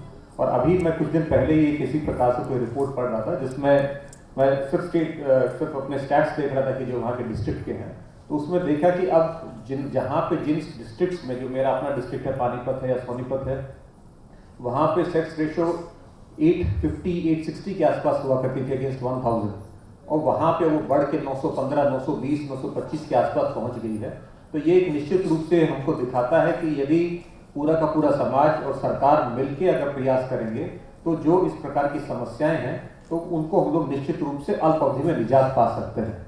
और बिहार सरकार ने अभी जो 2 अक्टूबर से बाल विवाह और दहेज प्रथा के विरुद्ध में जो अभियान चालू किया है, ये हमको हमारे लिए एक अत्यंत ही उत्साहवर्धक एक कार्यक्रम है कि जिसके अंदर में सरकार पूरा चाह रही है कि इस जो सामाजिक कुरीतियां हैं उनका अंत किया जाए और दूसरी तरफ से समाज से भी इसी प्रकार की जो आवाज़ जो है वो आनी चाहिए और आ भी रही है। और इसमें जो समाज से जो सामाजिक कुरीतियों को हटाने की जो आवाज़ है, इसकी जो सबसे बड़ी जो इसको कहा जाए इस आवाज़ को आगे लाने का काम जो है वो महिलाएं ही कर सकती हैं, क्योंकि एक पुरुष प्रधान समाज में ये सारी जो पुरुषों द्वारा सामाजिक कुरीतियाँ बनाई गई हैं तो उनके अगेंस्ट में आवाज़ उठाने का जो मादा सभी लोगों में नहीं होगा। इसके लिए महिलाओं को आगे आना पड़ेगा और महिलाओं के ही लीडरशिप में और ये काम जो हम लोगों को करना होगा और इस प्रोग्राम को आगे ले जाके इसको अत्यंत ही हम लोग को सक्सेसफुल बनाना है। अभी तक हमारे प्रधान सचिव महोदय और विजयलक्ष्मी मैम के नेतृत्व में जो अभी तक हम लोगों ने कार्य किया है काफ़ी उत्साहवर्धक है और इसको काफ़ी और आगे हम लोग को लेके जाना होगा। दूसरा कि जो महिलाओं से संबंधित बातें हैं कि महिलाएं जो ये जिस स्टेज पे हम लोग हैं कि एक पुरुष प्रधान समाज बना है, ये एक हजारों सालों की जो हमारी हिस्ट्री रही है और सोसाइटी रही है, ये उसका एक नतीजा है। और उस नतीजे जो पूरा का पूरा स्ट्रक्चर जो बन रहा है, स्ट्रक्चर को बदलने के लिए डिस्ट्रप्शन हम लोग को पैदा करनी पड़ती है और सबसे बड़ी डिस्ट्रप्शन इसमें जो है वो एजुकेशन से और टेक्नोलॉजी से हो सकती है। पहले कृषि प्रधान देश हुआ करता था, क्योंकि इसके अंदर में जो शरीर की जरूरत पड़ती है कि भाई काफ़ी सारे काम ऐसे हैं जिसमें बल की जरूरत पड़ती है, तो उसमें निश्चित रूप से पुरुषों को की ज़्यादा जरूरत पड़ती है, जबकि महिलाएं भी खेत में बहुत काम करती थी। साथ ही जितनी भी लड़ाइयाँ इत्यादि होती थी और काफ़ी सारे आपस में इस तरीके का टर्ब्यूलेंस रहती थी, उनमें भी पुरुषों की जरूरत पड़ती है। तो इसीलिए एक मेल चाइल्ड के लिए प्रेफरेंस कि घर की प्रॉपर्टी को बचाने के लिए, फाइट करने के लिए, तो काफ़ी हजारों सालों से न सिर्फ भारत में परंतु पूरी की पूरी दुनिया में इस प्रकार के स्ट्रक्चर्स बने। परंतु जो पिछले 100 साल में 150 साल में जो इंडस्ट्रियल रेवोल्यूशन हुआ है और अभी पिछले 25-30 साल से जो टेक्नोलॉजिकल रेवोल्यूशन हुआ है, इसने डिस्ट्रप्शन पैदा किया है जिसमें कि जो शारीरिक बल है उसकी किसी भी जो हमारा आज के दिन में कार्य है उसके अंदर से उसकी महत्ता खत्म हो गई है और इस समय पे टेक्नोलॉजी के माध्यम से ही सब काम किए जा रहे हैं, जिससे कि मेल्स और फीमेल्स, महिला और पुरुष दोनों एक समान स्तर पे हैं। और आप देख रहे हैं कि जितना जल्दी से महिलाओं ने अपने इस छलांगे मारी है कि अभी पहले मिलिट्री में नहीं लिया जाता था तो अभी मिलिट्री में हुआ, उसके बाद में कॉम्बैट रोल में भी आ गई हैं और अभी आप देख रहे हैं कि फाइटर पायलट्स भी जो हैं महिलाएं बनी है पिछले 15-20 साल में। तो अभी कोई भी ऐसा कार्य नहीं है कि जो स्पेसिफिक ऐसा हो जिसको पुरुष ही कर पाएंगे। आज के दिन में महिलाएं भी हर कार्य करने में बराबर की सक्षम है और इसीलिए जो किसी भी प्रकार की जो डिस्क्रिमिनेशन है उसको खत्म किया जाना आवश्यक भी है और खत्म किया भी जा रहा है। तो इसके लिए सबसे जरूरी जो महिलाएं यहाँ पे विशेष रूप से बाहर से भाग लेने के लिए आई हैं, बहुत सारे जो ये स्ट्रक्चर्स हैं इसके अंदर में महिलाएं एक समान रूप से भागीदार रहती हैं। ऐसा नहीं है कि सिर्फ पुरुष ही इनको आगे बढ़ा रहे हैं। जैसे दहेज की प्रथा है कि उसके अंदर में आप देखते हैं कि महिलाओं का भी उतना ही योगदान रहता है, या बाल विवाह का है, या लड़कियों की एजुकेशन के बारे में है। तो ये महिलाओं को अपने बीच के अंदर से ये सारी धारणाओं को बदलना होगा और उनको अपनी जो बेटियां हैं उनको सक्षम बनाना होगा। एजुकेशन जो है इनेबलिंग का काम, एजुकेशन जो है एम्पावरमेंट का काम करेगी और टेक्नोलॉजी जो है वो इनेबलिंग का काम करेगी। तो जो महिलाएं जो हैं वो अपनी बच्चियों को आगे, बेटियों को आगे पढ़ने के लिए प्रोत्साहित करें और जो टेक्नोलॉजी है उसको आत्मसात करने के लिए उनको आप लोग प्रेरित करें, क्योंकि भविष्य में जिसके पास में टेक्नोलॉजी का जिसको उपयोग करना आता है उसी का जो आगे में जो परचम लहराएगा। इसलिए आगे बढ़ने के लिए किसी पुरुषों की आपको अंतर्राष्ट्रीय महिला दिवस मनाने की या कोई उनके द्वारा आप लोग को दिए जाने की आवश्यकता नहीं है। ये स्वयं आप लोग इसको करने के लिए कैपेबल हैं।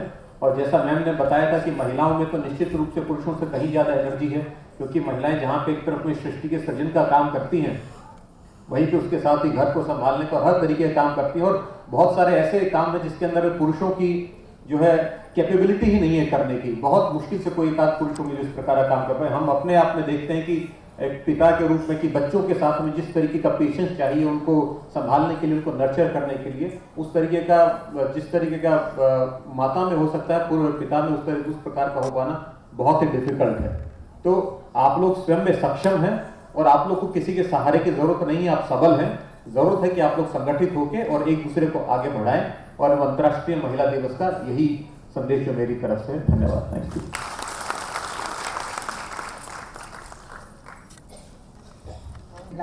करते रहेंगे। जैसा कि हम सब जानते हैं कि 2 अक्टूबर को राज्यव्यापी अभियान प्रारंभ होने की जो रूपरेखा तैयार की गई, उसमें यूनिसेफ ने हमें महिला विकास निगम को तकनीकी सहयोग प्रदान किया, वित्तीय सहयोग प्रदान किया, तभी ये कार्यक्रम पूरे बिहार में अपने धीरे धीरे असर जो है सकारात्मक आना चाहेंगे। जो यूनिसेफ की संचार प्रमुख हैं, मैडम आए और आप बताएं कि किस तरीके से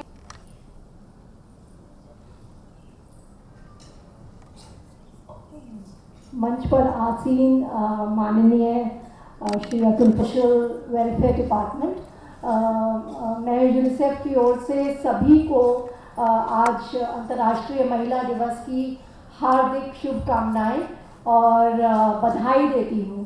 और ख़ास तौर से जो आज के सभागार में यहाँ पर हमारी विमेन लीडर्स बैठी हुई हैं, विमेन चेंज एजेंट्स बैठी हुई हैं, और उन्होंने यहाँ पर आकर अपने विचार व्यक्त किए, जो हमारी उभरती हुई नायिका हैं बिहार की, और इतनी कॉन्फिडेंस के साथ आकर उन्होंने अपने पहल के बारे में बताया कि कैसे उन्होंने अपना विवाह होने से रोका, कैसे वो सामाजिक जो भी मानसिकताएं हैं, मान्यताएं हैं, उनसे लड़ते हुए भी आगे बढ़ रही हैं, पढ़ाई कर रही हैं, दूसरे बच्चों को भी पढ़ा रही हैं।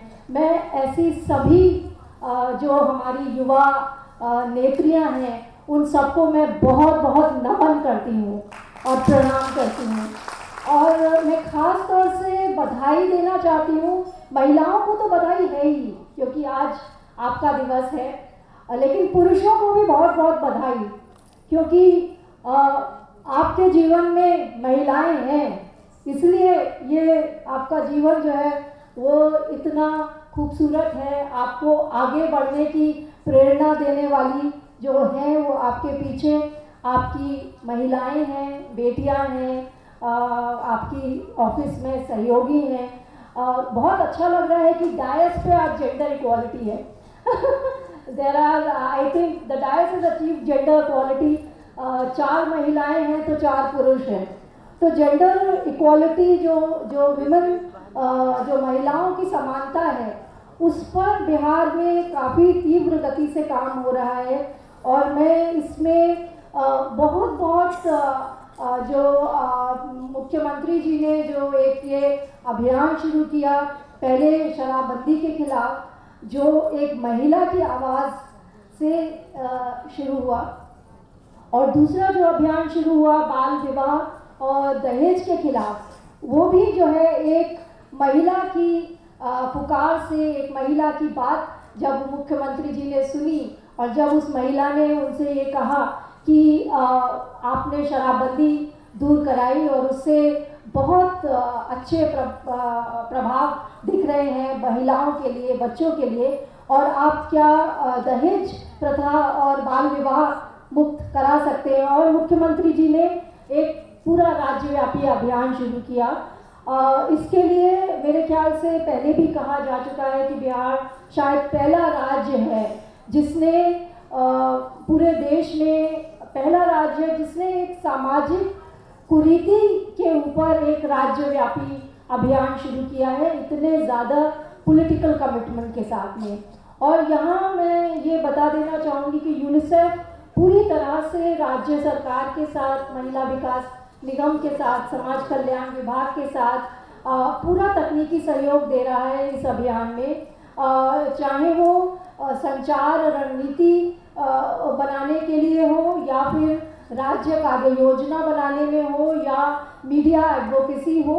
और आज के अगले कार्यक्रम के पड़ाव में जो हमारा मीडिया एडवोकेसी की पहल हुई है पिछले साल, उसमें जो विजेता हैं, जिन्होंने बहुत अच्छे रीडर्स ने फीडबैक दिया और अपने स्लोगन्स भेजे, अपने विचार भेजे बाल विवाह और दहेज प्रथा के खिलाफ, उनमें से कुछ विजेताओं को आज पुरस्कृत भी किया जाएगा। तो यहाँ पर मैं एक बहुत अच्छी खबर पहले आप लोगों को बता दूँ कि अभी कल परसों ही ग्लोबल आंकड़े यूनिसेफ ने रिलीज़ किए हैं, और उन ग्लोबल आंकड़ों में एक बहुत बड़ी खुशी की बात ये जाहिर की गई है कि बाल विवाह में 15% की गिरावट देखी गई है पिछले दशकों में, पिछले दशक में। और इस पूरी जो करीब 25 million women were prevented from getting married as a child।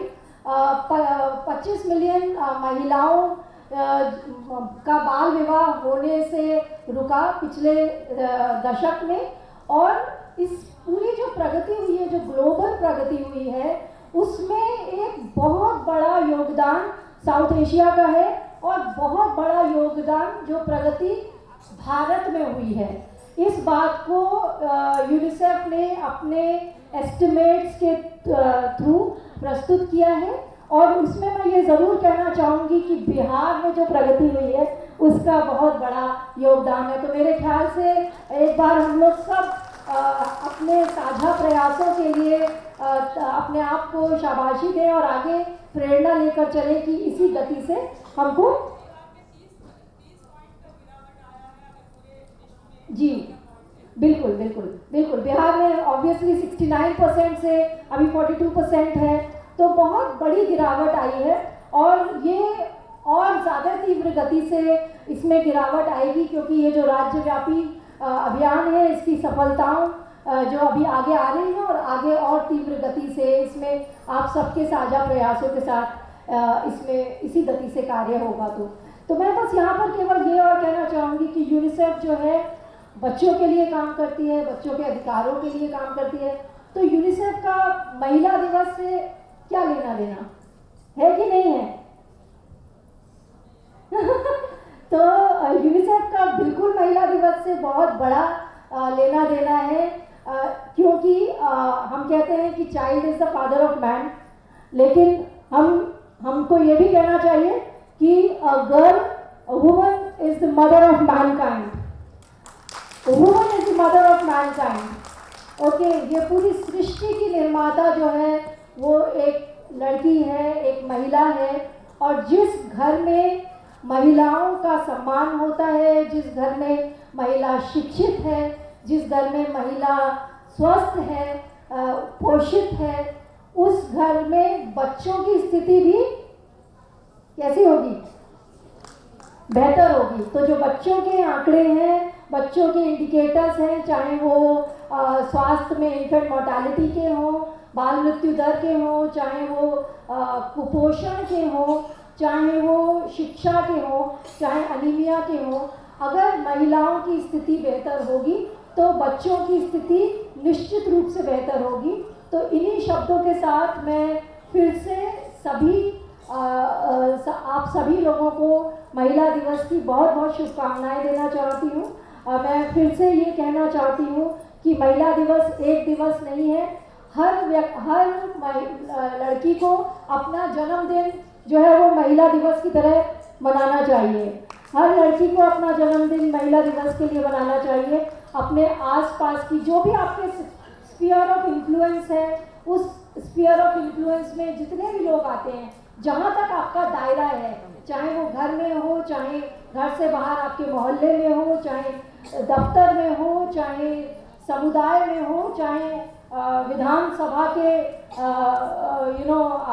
Assembly में हो, जहाँ तक आपका दायरा है, चाहे मीडिया के क्षेत्र में हो, आपको जो है वो बच्चों और महिलाओं की समानता, उनका सम्मान, उनकी डिग्निटी और उनके आगे बढ़ने के पथ को प्रशस्त करते चलना है। और हम सब लोग इस मुहिम में साथ हैं और निश्चित रूप से बिहार एक प्रेरणा स्रोत बनेगा पूरे देश के लिए ही नहीं, पूरे विश्व के लिए, ऐसा मेरा मानना है। और उसके लीड लेंगी हमारी जो ये सामने बैठी लड़कियां हैं, रूपा हैं, रानी है, मनीषा है, सायरा है, मुन्नी है, जहाँ जहाँ हैं, जो भी हैं, तो उन सब के साथ हम लोग एक बार फिर से अपने आप को कटिबद्ध करते हुए, प्रतिबद्ध करते हुए कि महिलाओं की और साथ में पुरुष बहुत, क्योंकि कोई भी गाड़ी जो है वो महिला पुरुष दोनों के साथ ही चलती है, तो पुरुषों को हम पीछे नहीं छोड़ सकते हैं। सबको साथ लेकर आगे बढ़ना है, लेकिन सबको एक साझा आसमान चाहिए, साझी दुनिया चाहिए और साझा सम्मान चाहिए। धन्यवाद। मुख्यमंत्री महोदय ने बाल विवाह एवं दहेज प्रथा के विरुद्ध जो राज्यव्यापी अभियान है उसकी रूपरेखा तय करने की जिम्मेदारी समाज कल्याण विभाग को दी थी और निगम जो है वो लगातार इसके लिए प्रयासरत रहा है और इसमें किसी अगर कुशल नेतृत्व माननीय श्री अतुल प्रसाद सर को देते हैं जो प्रधान सचिव है समाज कल्याण विभाग के। सर के दिशा निर्देश में ही निगम लगातार जितनी भी योजना बनी है जहां तक समुदाय में जिस तरीके से पहुंचना है उसके लिए हम लोगों ने कोशिश की है और परिणाम आ रहे हैं। तो आगामी वक्ता के रूप में मैं समाज कल्याण विभाग के प्रधान सचिव श्री अतुल प्रसाद सर को आमंत्रित करना चाहता जो अनुभव है वो हमसे साझा करें।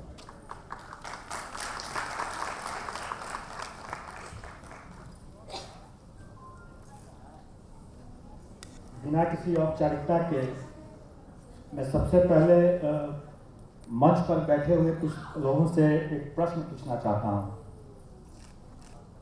हमारे बीच यूनिसेफ के पदाधिकारी हैं। मैं उनसे जानना चाहता हूँ कि भारत देश के कंट्री हेड यूनिसेफ के कौन हैं? एक महिला है। समाज कल्याण विभाग के शीर्ष पर मंत्री महोदया हैं, वो भी एक महिला हैं। आप सब लोगों से मैं पूछता हूं, बैंक के कोई भी बैंक आप ले लें, आपके ध्यान में जो भी बैंक आता है, मंच के लोगों के लिए भी है, बैंक के जो शीर्ष पर बैठे हुए किसी पदाधिकारी का नाम किसी भी बैंक का आप बताएंगे तो आपके जहन में क्या नाम आता है? वो भी महिला है। वो भी महिला है। जो नाम आपके मन में आता है, जहन में आता है, वो भी महिला का ही नाम है। आपको अगर कोई अच्छे लेखक लेखिका का अगर ध्यान आता है, नाम आता है, तो आपके जहन में कौन सा नाम आता है? अरुंधति रॉय, महादेवी वर्मा महिला है। देश के रक्षा मंत्री कौन है? महिला है। सबसे महत्वपूर्ण अगर पोर्टफोलियो कहा जाए, मंत्रालय कहा जाए तो महिला है। विदेश मंत्रालय किसके पास है?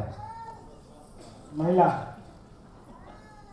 तो अब ऐसे बड़े बड़े पदों पर महिलाएं हैं और कुछ साल पहले तक तो प्रधानमंत्री और राष्ट्रपति भी महिलाएं थीं। तो फिर महिला सशक्तिकरण और अंतर्राष्ट्रीय महिला दिवस का क्या औचित्य है? कई लोगों ने इस बारे में बताया, बात सही है कि यह सिर्फ एकमात्र एक दिन की बात नहीं है। पूरे 365 दिन में महिला है। महिला नहीं है तो बताया गया है कि महिला नहीं होंगे तो जीवन सुखमय नहीं होगा। मैं तो कहूंगा कि महिलाएं नहीं होंगी तो जीवन ही नहीं होगा। फिर ये एक अंतर्राष्ट्रीय महिला दिवस मनाने का औचित्य क्या है? अगर इसके फोल्डर्स में हम लोग को जो मिला है उसमें भी आप लोग देखा होगा कि ये 1901 में सबसे पहले ऐसा प्रयास हुआ था और उसके कई वर्षों के बाद फिर 1917 में रशिया में भी आया। उसके बाद 1975 से औपचारिक और आधिकारिक रूप से अंतर्राष्ट्रीय महिला दिवस प्रारंभ हो गया। लेकिन उस समय का जो औचित्य था वो औचित्य महिलाओं के प्रति सम्मान, आदर, उनके प्रति अपना कृतज्ञता प्रकट करना, ये सब विचार के साथ वो स्टार्ट हुआ। और आज पिछले 1-2 महीने पहले की बात होगी या अक्टूबर के लगभग बात होगी, विदेश में अमेरिका में एक कैंपेन चला मी टू, जो कि सोशल मीडिया पर भी काफी छाया रहा। एक दिन में उसको 2 लाख लोगों ने उसको देखा, और लेकिन उसका स्वरूप क्या था? उसका स्वरूप था कि महिला उत्पीड़न के खिलाफ उन लोगों ने एकजुटता दिखलाया और ये कैंपेन स्टार्ट हुआ। तो आप देखें कि हम कहां से कहां पहुंच गए। हम सम्मान प्रकट करते करते अब हम उत्पीड़न की बात पर पहुंच गए हैं। तो महिला सशक्तिकरण और अंतर्राष्ट्रीय महिला दिवस के आयोजन मात्र से नहीं होगा, ये कहने से नहीं होगा। मैं एक और प्रश्न करता हूं। प्राय हम लोग ये स्टेटमेंट देते हैं कि कंधे से कंधा मिला करके महिलाएं चलें। अभी मैं ऐसे ही गूगल करके देख रहा था तो मैंने एक स्टेटमेंट पाया कि जो महिला ये कहती हैं कि हम पुरुषों के साथ कंधा से कंधा मिला करके चलेंगे, वो महिला महत्वाकांक्षी नहीं है, वो कम महत्वाकांक्षी है। इसका तात्पर्य समझिए कि क्या कहना चाह रहे हैं। आप अपने को पुरुष के बराबरी क्यों समझते हैं? आप उससे आगे क्यों नहीं समझते हैं कि आप पुरुष से कम हैं? क्या आप उससे ज्यादा क्यों नहीं हैं? आप उससे ज्यादा भी हैं। आपकी महत्वाकांक्षाएं जो हैं सिर्फ कंधे से कंधा मिलाकर बराबरी के लिए नहीं है, आपको उससे आगे जाना है। और आपने देख लिया उदाहरण कि कितने लोग हैं जो कि पुरुष उनके अधिक कार्यरत हैं और महिलाएं शीर्ष पर बैठी हैं। तो मैं समझता हूं कि ये सब जो समाज में हम लोग देख रहे हैं, ये दिवस को आयोजन करने का मतलब ही यही है कि उनके प्रति अन्याय हो रहा है और उनको अपने अधिकार, उनके प्रति जो अन्याय हो रहा है उसकी याद दिलाना है, ताकि आप समझें कि आपके प्रति आपका जो अधिकार है उससे ये पुरुष प्रधान समाज आपको वंचित रखा और सदियों से वंचित रखा है। अगर आप नहीं जागेंगे तो अगले 100 साल तक भी ऐसे ही चलता रहेगा। 1901 से तो कार्यक्रम स्टार्ट हुआ और आज 2018 100 साल से ज्यादा हो गया। आज भी मैं जब कॉलेज में पढ़ता था और गांव में जाकर के लोगों से सर्वे कर रहा था, पूछा कि आपके कितने बच्चे हैं? कहा कि मेरे तो 2 ही बच्चे हैं। मैं बड़ा खुश कि बड़ा अच्छा है, 2 ही बच्चे हैं, अच्छा छोटा परिवार है।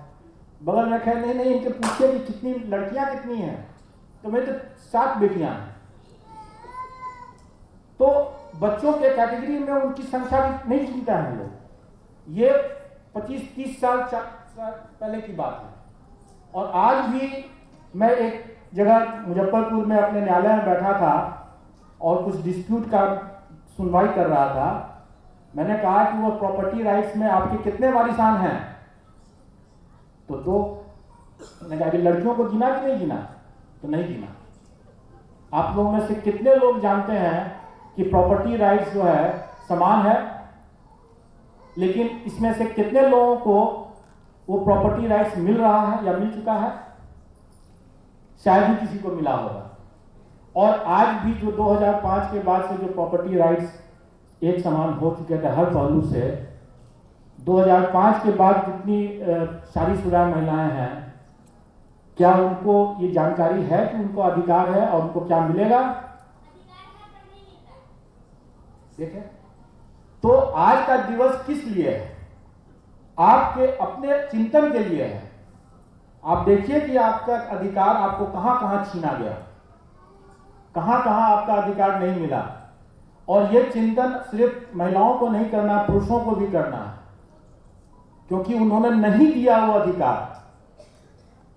और यहां पर भी कई लोग होंगे जो आज भी वो अधिकार न देना चाहते हैं और न महिलाएं आज के तारीख पर अधिकार ले पा रहे हैं। तो ये अवसर है ये समझने का, जानने का कि हमने क्या पाया क्या खोया। मैं समझता हूं कि ऐसे जितने वर्ग हैं, समुदाय हैं, या जैसे भी जो पिछड़े लोग हैं, दबे कुचले लोग हैं, चाहे वो जाति के आधार पर हो, चाहे दिव्यांगता के आधार पर हो, चाहे वो जेंडर के आधार पर हो, तो हम लोग उनको प्रायः उनके लिए एक दिवस मनाते हैं। और ऐसे देखा जाए तो 365 दिनों में उससे कहीं ज़्यादा दिवस हैं। तो हम जब दिव्यांगता दिवस मनाते हैं, फादर्स डे मनाते हैं, मदर्स डे मनाते हैं, महिला दिवस मनाते हैं, तो इन सब के लिए हम लोगों को ये सोच, हर समय हमें एक अवसर मिलता है कि हम उसके बारे में सोचें, समझें और उस दिशा में प्रगति लाएं, ताकि सब समाज में सब एक साथ बढ़ करके काम कर सकेंगे। हम लोगों ने राज्य सरकार में कई योजनाएं भी चल रही हैं और आगे भी हम लोग नई नई योजनाओं के बारे में बातें करते हैं और करेंगे भी।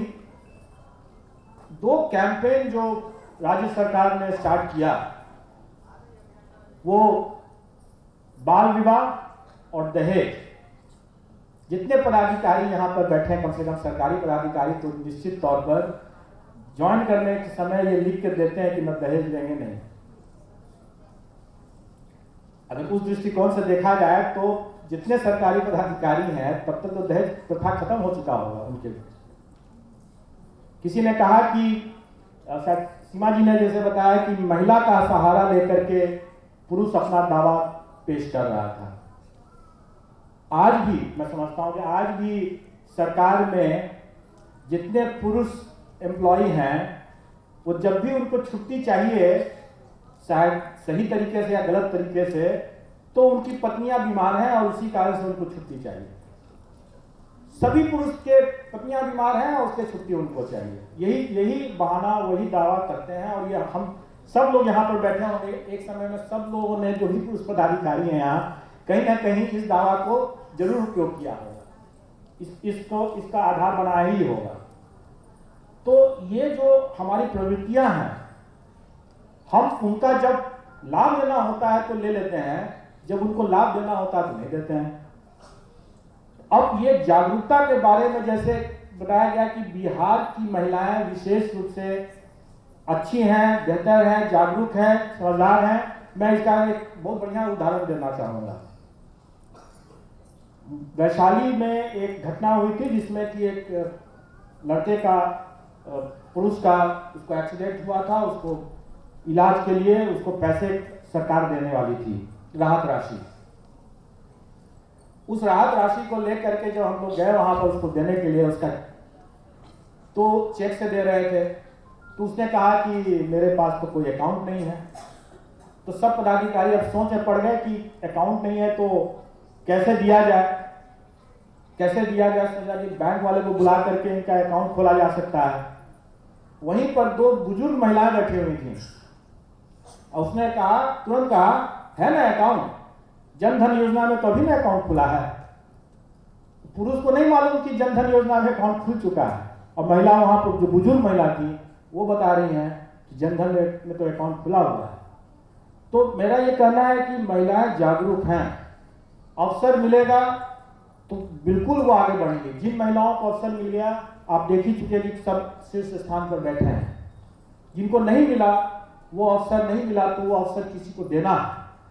आज अगर बाल विवाह के आंकड़े बताते हैं कि 10 साल में 15% जो कटौती हुई है, घटा है दर, अच्छी बात है। बिहार में लगभग 30% घटा है। मैं इसमें यूनिसेफ से अनुरोध करूंगा कि ये भी देख लें कि ये बाल विवाह में 2 तरह के विवाह होंगे। एक में जो दोनों हस्बैंड वाइफ दोनों अंडर एज हैं, और एक में सिर्फ एक अंडर एज है। और जो सिर्फ एक अंडर एज है वो अनिवार्य रूप से, निर्विवाद रूप से वो 100% लड़कियां ही होंगी।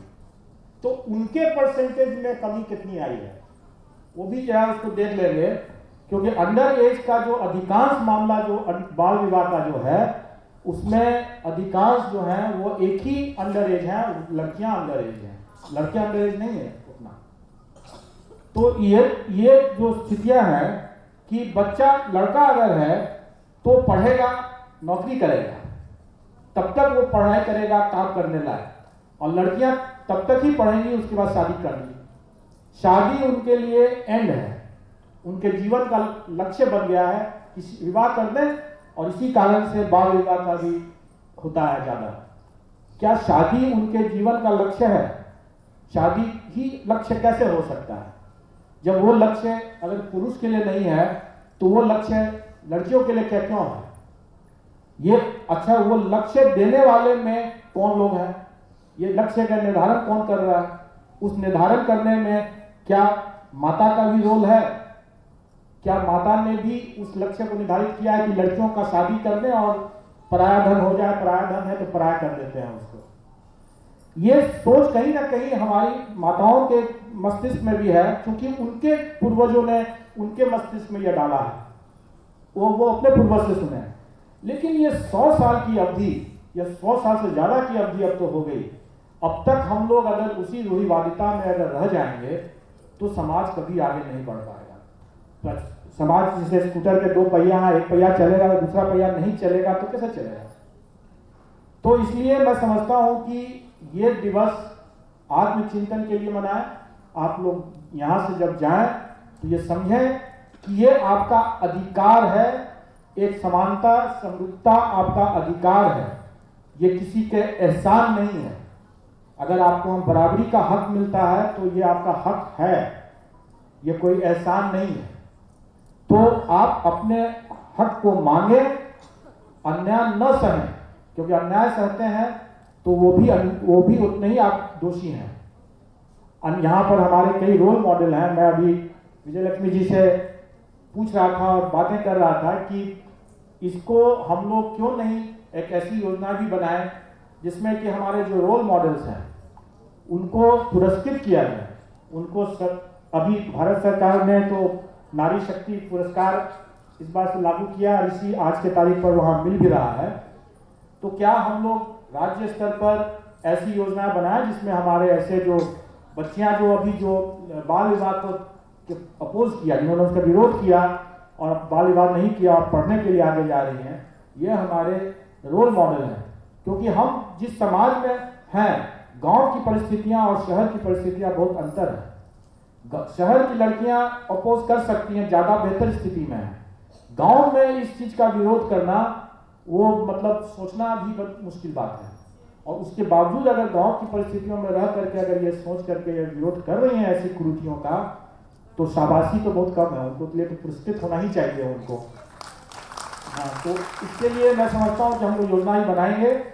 और मैं आप सब लोगों से ये भी अनुरोध करूंगा कि आप लोगों के आसपास में अगर कोई अन्याय हो रहा है तो उसकी भी जानकारी दें। हमारा महिला हेल्पलाइन भी है। और कोई अच्छा कार्य कर रहे हैं जो रोल मॉडल की कैटेगरी में हैं, तो उसकी जानकारी भी हमारे हेल्पलाइन पर भी दे सकते हैं। और भी माध्यम है देने का, लेकिन दें जरूर। और उसी से हमारा नेटवर्क बनेगा। हमारे पूरे राज्य में ऐसे रोल मॉडल रहेंगे जो कि हमारे एम्बेसडर के रूप में रहेंगे, जो वहाँ के परिस्थितियों को बदलने में, समाज को सुधार करने में वो हमारे सब लोग मिलजुल करके मदद करेंगे। धन्यवाद।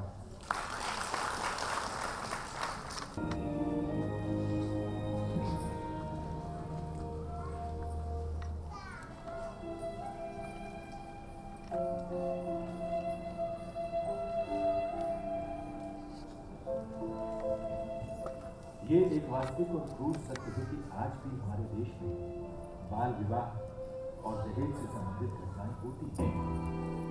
भारत सरकार के एक आंकड़े के अनुसार दहेज विरोधी अधिनियम 1961 के अंतर्गत वर्ष 2012-2014 हुए, जिनमें से अकेले बिहार में 7,048 मामले दर्ज हुए, जो कि पूरे देश में हुए कुल मामलों का 28.45% है, जो काफी गंभीर आंकड़ा है। इन घटनाओं की गंभीरता को जब महिलाओं द्वारा गंभीरता से लिया तथा दहेज प्रथा और बाल विवाह के विरुद्ध एक आंदोलन की जरूरत महसूस की, राज्य सरकार द्वारा चलाया गया पूर्ण शराबबंदी का अभियान राज्य में समाज सुधार के लिए पूरे प्रदेश के करीब 2 करोड़ लोगों ने शपथ लिया और दहेज तथा बाल विवाह के विरुद्ध चलने वाले इस अभियान के प्रति अपनी सहमति दिखाई। इस महाअभियान की शानदार शुरुआत के बाद पूरे प्रदेश में जोशो खरोश के साथ गतिविधियां आरंभ कराई गई। प्रदेश के समस्त जिलों में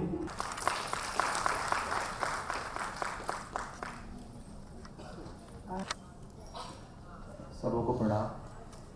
मंचा सिंह अतिथिगण, हमारे प्रधान सचिव, महिला विकास निगम की प्रबंध निर्देशिका विजय लक्ष्मी जी, हमारे यूनिसेफ के सहयोगी अन्य अधिकारीगण। मुख्य रूप से जब इस अभियान की एक कड़ी बनने की हम लोगों ने कोशिश की, तो कोई भी आंदोलन जन आंदोलन तभी बनता है जब हम सब लोगों को साथ में जोड़ें, अन्यथा वह जन आंदोलन नहीं हो पाता है। उसके लिए आवश्यक यह भी था कि हम कैसे मीडिया के लोगों को भी साथ में जोड़ें, और इसी के अंतर्गत हम लोगों ने कई कार्य किए। सबसे पहले तो हम लोगों ने मीडिया के साथ मिलकर कई कार्यशालाओं का आयोजन किया, जिसमें हम उनके क्षमता वर्धन का हम लोगों ने काम किया, ताकि जब वो इस विषय पर लिखने के लिए जाएं तो किन बिंदुओं को ध्यान में रखें और कैसे उन सब चीज़ों को लिखें। उसकी एक रिपोर्ट है कंपाइल। हम लोगों ने 9 ऐसे वर्कशॉप अभी तक किए हैं, जिसमें बिहार के लगभग सारे अखबार वाले भाग लिए थे और जो फ्यूचर जर्नलिस्ट हैं वो लोग भी भाग लिए थे। तो सबसे पहले हम आग्रह करेंगे कि इस पुस्तिका का विमोचन किया जाए, जो संकलित एक रिपोर्ट आई है हम लोगों की।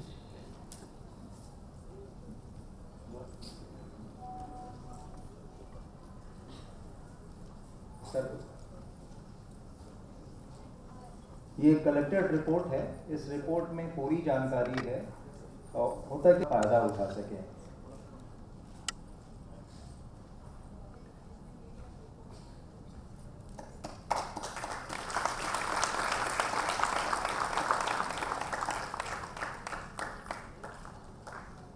अभी हम लोग सब बार बार इस प्रश्न को कह रहे थे कि क्यों हम लोग ये मनाते हैं। आज ही अखबार में, अब हम लोग दूसरे बैठ हो गए। Thank you sir, thank you. आज ही अखबार में एक छोटे ने क्रिकेटर्सों का चयन किया। जो पुरुष प्रतिभागी जो उसमें थे, वो जो बिके, उनको जो दिया गया उनका मानदेय या जो तय हुआ वो 7 करोड़ का था, और महिलाओं का जो तय हुआ वो मात्र 50 लाख का था। तो यानी 14वां हिस्सा जो है वो महिलाओं को मिला। तो ये जो डिस्पैरिटी है, ये जो अंतर है, ये जो गैप है, इसको भरने के लिए top of the mind recall आवश्यक है। इसी जो मीडिया इनिशिएटिव जो हम लोगों ने किया था एडवोकेसी का समूचे राज्य में, उसके अंतर्गत हम लोगों ने कई और भी काम किए थे। मीडिया ट्रैकिंग का काम चल रहा है। इसके अलावा कई प्रतियोगिताओं का हम लोगों ने अखबार के माध्यम से आयोजन किया था, जिसमें स्लोगन राइटिंग कंपटीशन था, स्टोरी टेलिंग था, फोटोग्राफ सेंडिंग था। तो राज्य के कोने कोने से लोगों ने भाग लिया और बहुत ही अच्छा उसका रिस्पांस मिला। वो भी हमारे तरह, हमको ऐसा लगता है कि वो भी हमारे चैंपियंस ऑफ चेंज हैं, जो कि अपने संदेश को लेकर आगे जाएं। जब हम लोगों ने माननीय MD महोदया से ये डिस्कशन किया कि क्यों नहीं हम उनको भी सम्मानित करें, उसमें से चयनित करके लोगों को। और यह जो चयन किया गया है, जिन अखबारों में निकला था उन अखबारों को संपादकों को दे दिया गया था। फिर उन लोगों ने अपनी एक लिस्ट भेजी कि ये सारे जो है उसमें श्रेष्ठ तो सभी थे जिनके मन में ये भावना है कि किसी न किसी ढंग से हम बाल विवाह और दहेज प्रथा को खत्म करें। लेकिन उनमें से जो मुख्य थे, जो चयनित करके आए हैं, हम उनमें से कुछ लोगों को यहाँ पे आज सम्मानित करेंगे। ऐसे 22 लोगों का है। हम रश्मि से आग्रह करेंगे कि आप एक एक करके नाम उसका। इससे पहले मैं पंकज जी आपसे अनुरोध करना चाहूँगी कि कृपया मैंने जो आपको पावर पॉइंट दिया है, क्योंकि हम देख लें कि इन लोगों ने क्या लिखा है। कृपया लाइट्स ऑफ कर दें। पटना से हैं, एक मोकामा से हैं। नेक्स्ट, ये दैनिक जागरण के माध्यम से जो अधीरा निकाला था, उसके लिए उसमें 3-4 कैटेगरी में हमने एंट्री मंगवाई थी, तो उसके विनर्स हैं। नेक्स्ट, देखिए आप देख सकते हैं कैसे सुंदर गीत लिखा है लोगों ने। चांदनी की नदी, इन गीतों का हम संकलन भी करेंगे फिर आगे। Next, inspirational story. नेक्स्ट, ये थीम रिलेटेड फोटो था, मॉडल बनाया था किसी ने। नेक्स्ट जी, और ये बेटी की वेदना एक कविता लिखा है। नेक्स्ट, धन्यवाद जी। कृपया रोशनी जला दें।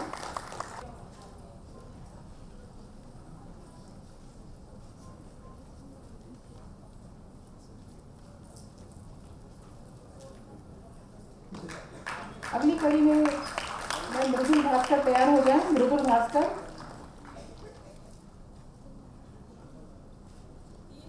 सभी विजेताओं को एक प्रमाण पत्र के अलावा मेमेंटो एवं नगद राशि 5000 रुपये की नगद राशि पुरस्कार प्रदान किया जा रहा है। नेक्स्ट, मृदुल भास्कर जी। ये मृदुल भास्कर के पिताजी हैं। कुछ लोग हैं, कुछ बच्चे ऐसे हैं जिनके 11वीं की परीक्षा चल रही है, तो वो नहीं आ पाए हैं। तो मृदुल भास्कर के पिताजी का स्वागत जी। शिवानी गर्ग, अगली कड़ी में शिवानी गर्ग तैयार रहेंगी। ये भी, इन्होंने भी हिंदुस्तान अखबार के लिए स्लोगन लिखा था। शिवानी गर्ग फारबिसगंज से हैं। ये सबसे बड़ी बात है कि पूरे बिहार से लोगों ने बहुत ही बढ़ चढ़ के हिस्सा लिया था इस कंपटीशन में। शिवानी गर्ग फारबिसगंज अररिया से, इन्होंने भी स्लोगन लिखा है बाल विवाह दहेज पर। अगली कड़ी में अजीत कुमार जी मोतिहारी से। अजीत कुमार जी कृपया मंच पर आ जाएं। अजीत जी ने भी स्लोगन लिखा है। जैसा मैंने बताया कि हम 5,000 रुपये की नगद राशि, प्रमाण पत्र और मेमेंटो प्रदान कर रहे हैं विजेताओं को। नेक्स्ट रानी कुमारी पटना। रानी कुमारी से अनुरोध है वो मंच पर आ जाएं। रानी कुमारी अमन आकाश, कृपया ताली बजाकर विजेताओं का उत्साहवर्धन अवश्य करें। अमन आकाश सीतामढ़ी से, इन्होंने भी स्लोगन लिखा है। दीक्षा सिंह नहीं आ पाई हैं, उनके पिताजी आए हैं। दीक्षा सिंह की 11वीं की परीक्षा चल रही है, वो नहीं आ पाई हैं पिताजी। दीक्षा सिंह, आकाश के बाद दीक्षा सिंह। अमन आकाश एवं दीक्षा के पिताजी पुरस्कार ग्रहण करेंगे दीक्षा के बिहाफ में।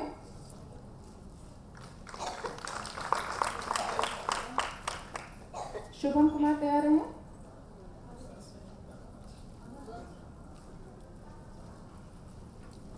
अमन आकाश सीतामढ़ी से पुरस्कार लेते हुए कृपया ताली बजाएं।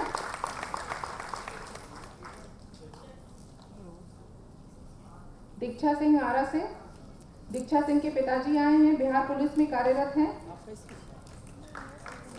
किसी भी पिता के लिए यकीनन गौरव का क्षण। शुभम कुमार अगली कैटेगरी में। शुभम कुमार, उज्जवल कुमार, उज्जवल कुमार, उज्जवल कुमार गया से आए हैं। उज्जवल कुमार गया से हैं। अगली कड़ी में ऋषि कश्यप जी। ऋषि कश्यप पटना से, ये टेलीग्राफ के be a super hero contest के विजेता हैं। अनुराधा अगर पहुंच गई हैं तो कृपया मंच पे आ जाएं। अनुराधा। पूजा भारती कृपया मंच पर आ जाएं। पूजा भारती भी be a super hero contest की विजेता है हमारी। अनुप्रिया मोकामा से तैयार हैं। तूबा तस्नीम,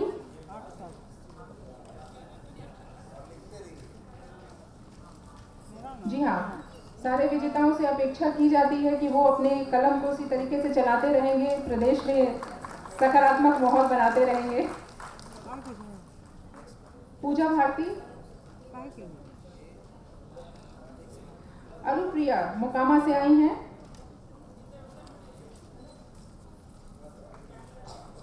अनुप्रिया मोकामा से times of India New hope की क्विज विजेता हैं। अनुप्रिया मोकामा से तस्नीम,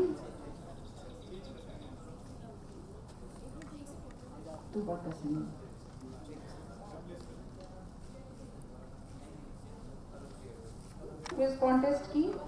कुमार गौरव पटना से, ये भी न्यू होप के विजेता हैं।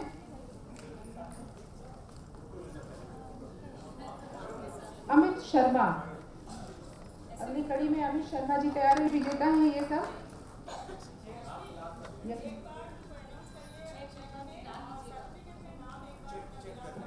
सभी विजेताओं से ये अनुरोध है कि वो चेक में और सर्टिफिकेट में अपने नाम का मिलान करें। हमारे जेंडर रिसोर्स सेंटर महिला विकास निगम के प्रतिनिधि हैं मंच पर, आप आकर उनसे बात कर सकते हैं।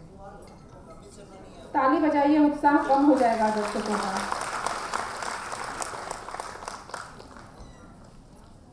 Kumar Gaurav. Amit Sharma ji Times of India New Hope के विजेता हैं। रश्मि अल्पना, रश्मि अल्पना कृपया मंच पर आ जाएं। दैनिक जागरण की तरफ से जो अधीरा पुस्तिका निकली थी उसमें 4 तरीके के कॉन्टेस्ट थे। इसमें गीत लिखा है अतुल्य कुमार ने। अतुल्य कुमार पटना, उन्होंने गीत लिखा है बाल विवाह दहेज के ऊपर, उनकी प्रविष्टि चयनित हुई है।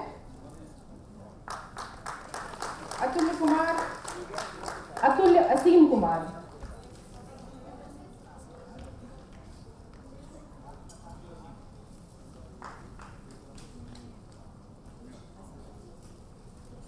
बुद्धि सागर दुबे जी कृपया मंच पर आ जाए। बुद्धि सागर दुबे जी ने अपनी खुद की कहानी लिखी है कि किस तरीके से बेटियों के पिता होते हुए इन्होंने स्थापित मान्यताओं को तोड़ा है। हमारे आखिरी विजेता हैं दयानंद प्रसाद गुप्ता जी नवादा से। इन्होंने बेटी की वेदना नाम की बहुत अच्छी पोएम लिखी है। कृपया ताली बजाकर उनका उत्साहवर्धन करें। आप देख सकते हैं कि पूरे बिहार के कोने कोने से फारबिसगंज, बक्सर, नवादा, कटिहार जैसे जगहों से लोग आए हैं यहाँ और शामिल हुए हैं। सभी विजेताओं को हार्दिक बधाई जेंडर रिसोर्स सेंटर की तरफ से। एक बार सारे जो भी विजेता हैं उनसे अनुरोध है कि एक बार सब मंच पर आ जाए ताकि हम एक ग्रुप फोटो करा सकें। सब अपना चेक लेके और मोमेंटो लेकर कृपया मंच पे आ जाएं।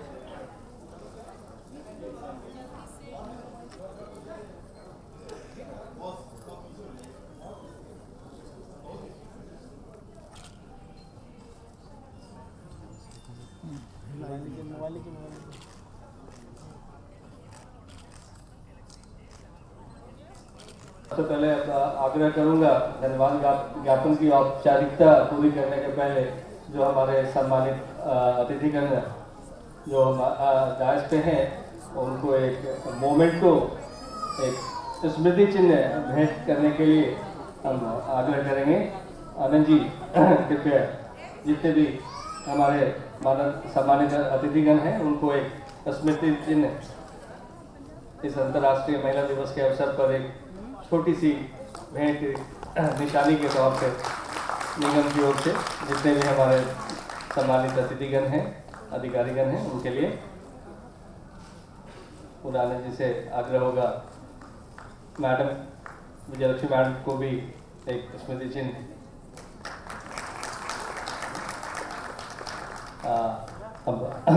सुजाता मैडम के लिए एक स्मृति चिन्ह और मैं राणा साहब के लिए आग्रह करूंगा आनंद जी से पुनः एक बार राणा साहब को एक स्मृति चिन्ह देकर सम्मानित करें। और निपुण जी को यूनिसेफ की ओर से निपुण जी हैं और मंसूर जी हैं, दो लोग हैं, तो मंसूर जी को एक टिकली क्राफ्ट की पेंटिंग जो निशानी के तौर पर दी जा रही है। और किशोरी सर हैं हमारे बीच, किशोरी पासवान साहब मैं आग्रह करूंगा आनंद जी से सर को एक चिन्ह भेंट करें। जोरदार तालियां बजाएं उनसे।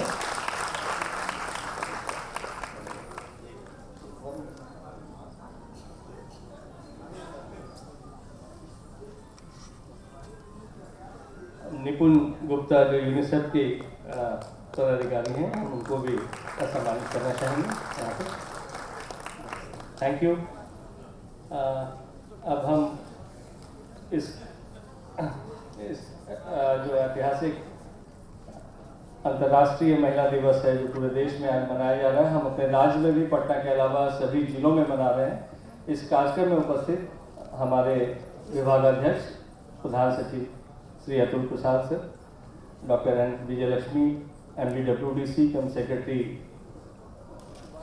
पशुपालन विभाग, श्री जितेंद्र राणा साहब स्पेशल सेक्रेटरी समाज कल्याण विभाग, श्री किशोरी पासवान सर संयुक्त सचिव समाज कल्याण विभाग, निपुण जी, सुजाता मैडम, मंसूर जी, इन तमाम लोग जो आज के इस कार्यक्रम में शरीक होकर जिन्होंने अपना बहुमूल्य योगदान दिया, अपने आशीर्वचन के दो शब्द हमारे बीच रखे, अपने अनुभवों को उन्होंने हमारे बीच साझा किया, हम उसके लिए तहे दिल से WDC की ओर से उन्हें धन्यवाद देते हैं। वो तमाम महिलाएं, वो बच्चियां जो प्रेरणा दूत के रूप में हमारे बीच आई हैं, महादलित टोले से जो विकास मित्र हमारे बीच में आए हैं, हमारे बीच मीना सर आने वाले थे, प्रेम सिंह मीना साहब किसी बैठक के चलते वो उपस्थित नहीं हो सके, किसी महत्वपूर्ण बैठक कारण नहीं आ सके, लेकिन हम उस अनुसूचित जाति जनजाति विभाग को भी हम बहुत बहुत आभार प्रकट करते हैं। पूरे कैंपेन में जो समुदाय के स्तर पर जो सहयोग मिला है, आपका जितने भी लोग यहाँ आए हैं समुदाय से, हम तमाम लोगों को इसके लिए शुक्रिया प्रदान करना चाहेंगे। निगम की ओर से हम आभार प्रकट करते हैं। और साथ ही WDC और GRC के टीम के लोग और मीडिया के लोग, जितने भी लोग इस कार्यक्रम में जिन लोगों ने सहयोग प्रदान किया, अपना समय दान दिया है, यहाँ पे जिन्होंने अपने बहुमूल्य विचार रखे हैं, उन सभी लोगों को हम निगम की ओर से, समाज कल्याण विभाग की ओर से मैं आप सभी लोगों को हार्दिक आभार प्रकट करता हूँ, हार्दिक धन्यवाद देता हूँ, एक बार पुनः बधाई देता हूँ अंतर्राष्ट्रीय महिला दिवस की। धन्यवाद। एक सूचना है, सभी जितने भी प्रतिभागी हैं, दाहिनी ओर इस साइड लंच का है, लंच की व्यवस्था है। भोजन के उपरांत ही सभी लोग, आपसे विनती है, आग्रह है, सभी लोग भोजन जरूर ग्रहण करें। भोजन के उपरांत कूपन दिया जा रहा है, उसके लिए बाहर कूपन लेके भोजन करके उसके बाद अपने अपने गंतव्य स्थान की ओर प्रस्थान करेंगे। WDC के जितने भी पदाधिकारी कोऑर्डिनेट करें, जो लंच की व्यवस्था जहां है सभी लोगों को लेकर वहां पर लेकर जाकर उसको कोऑर्डिनेट करें।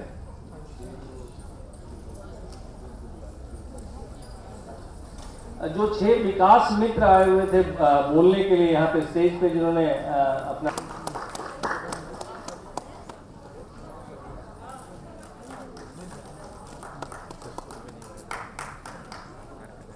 जोर से तालियां बजाएं। जो लोग हॉल में हैं कृपया तालियों को समर्थन करें, उनका मनोबल बढ़ाए। जो बच्चे, जो महिलाएं, जिन लोगों ने उत्कृष्ट कार्य किया है और आज जितनी उन्होंने हिम्मत की कि वो मंच पे आकर अपनी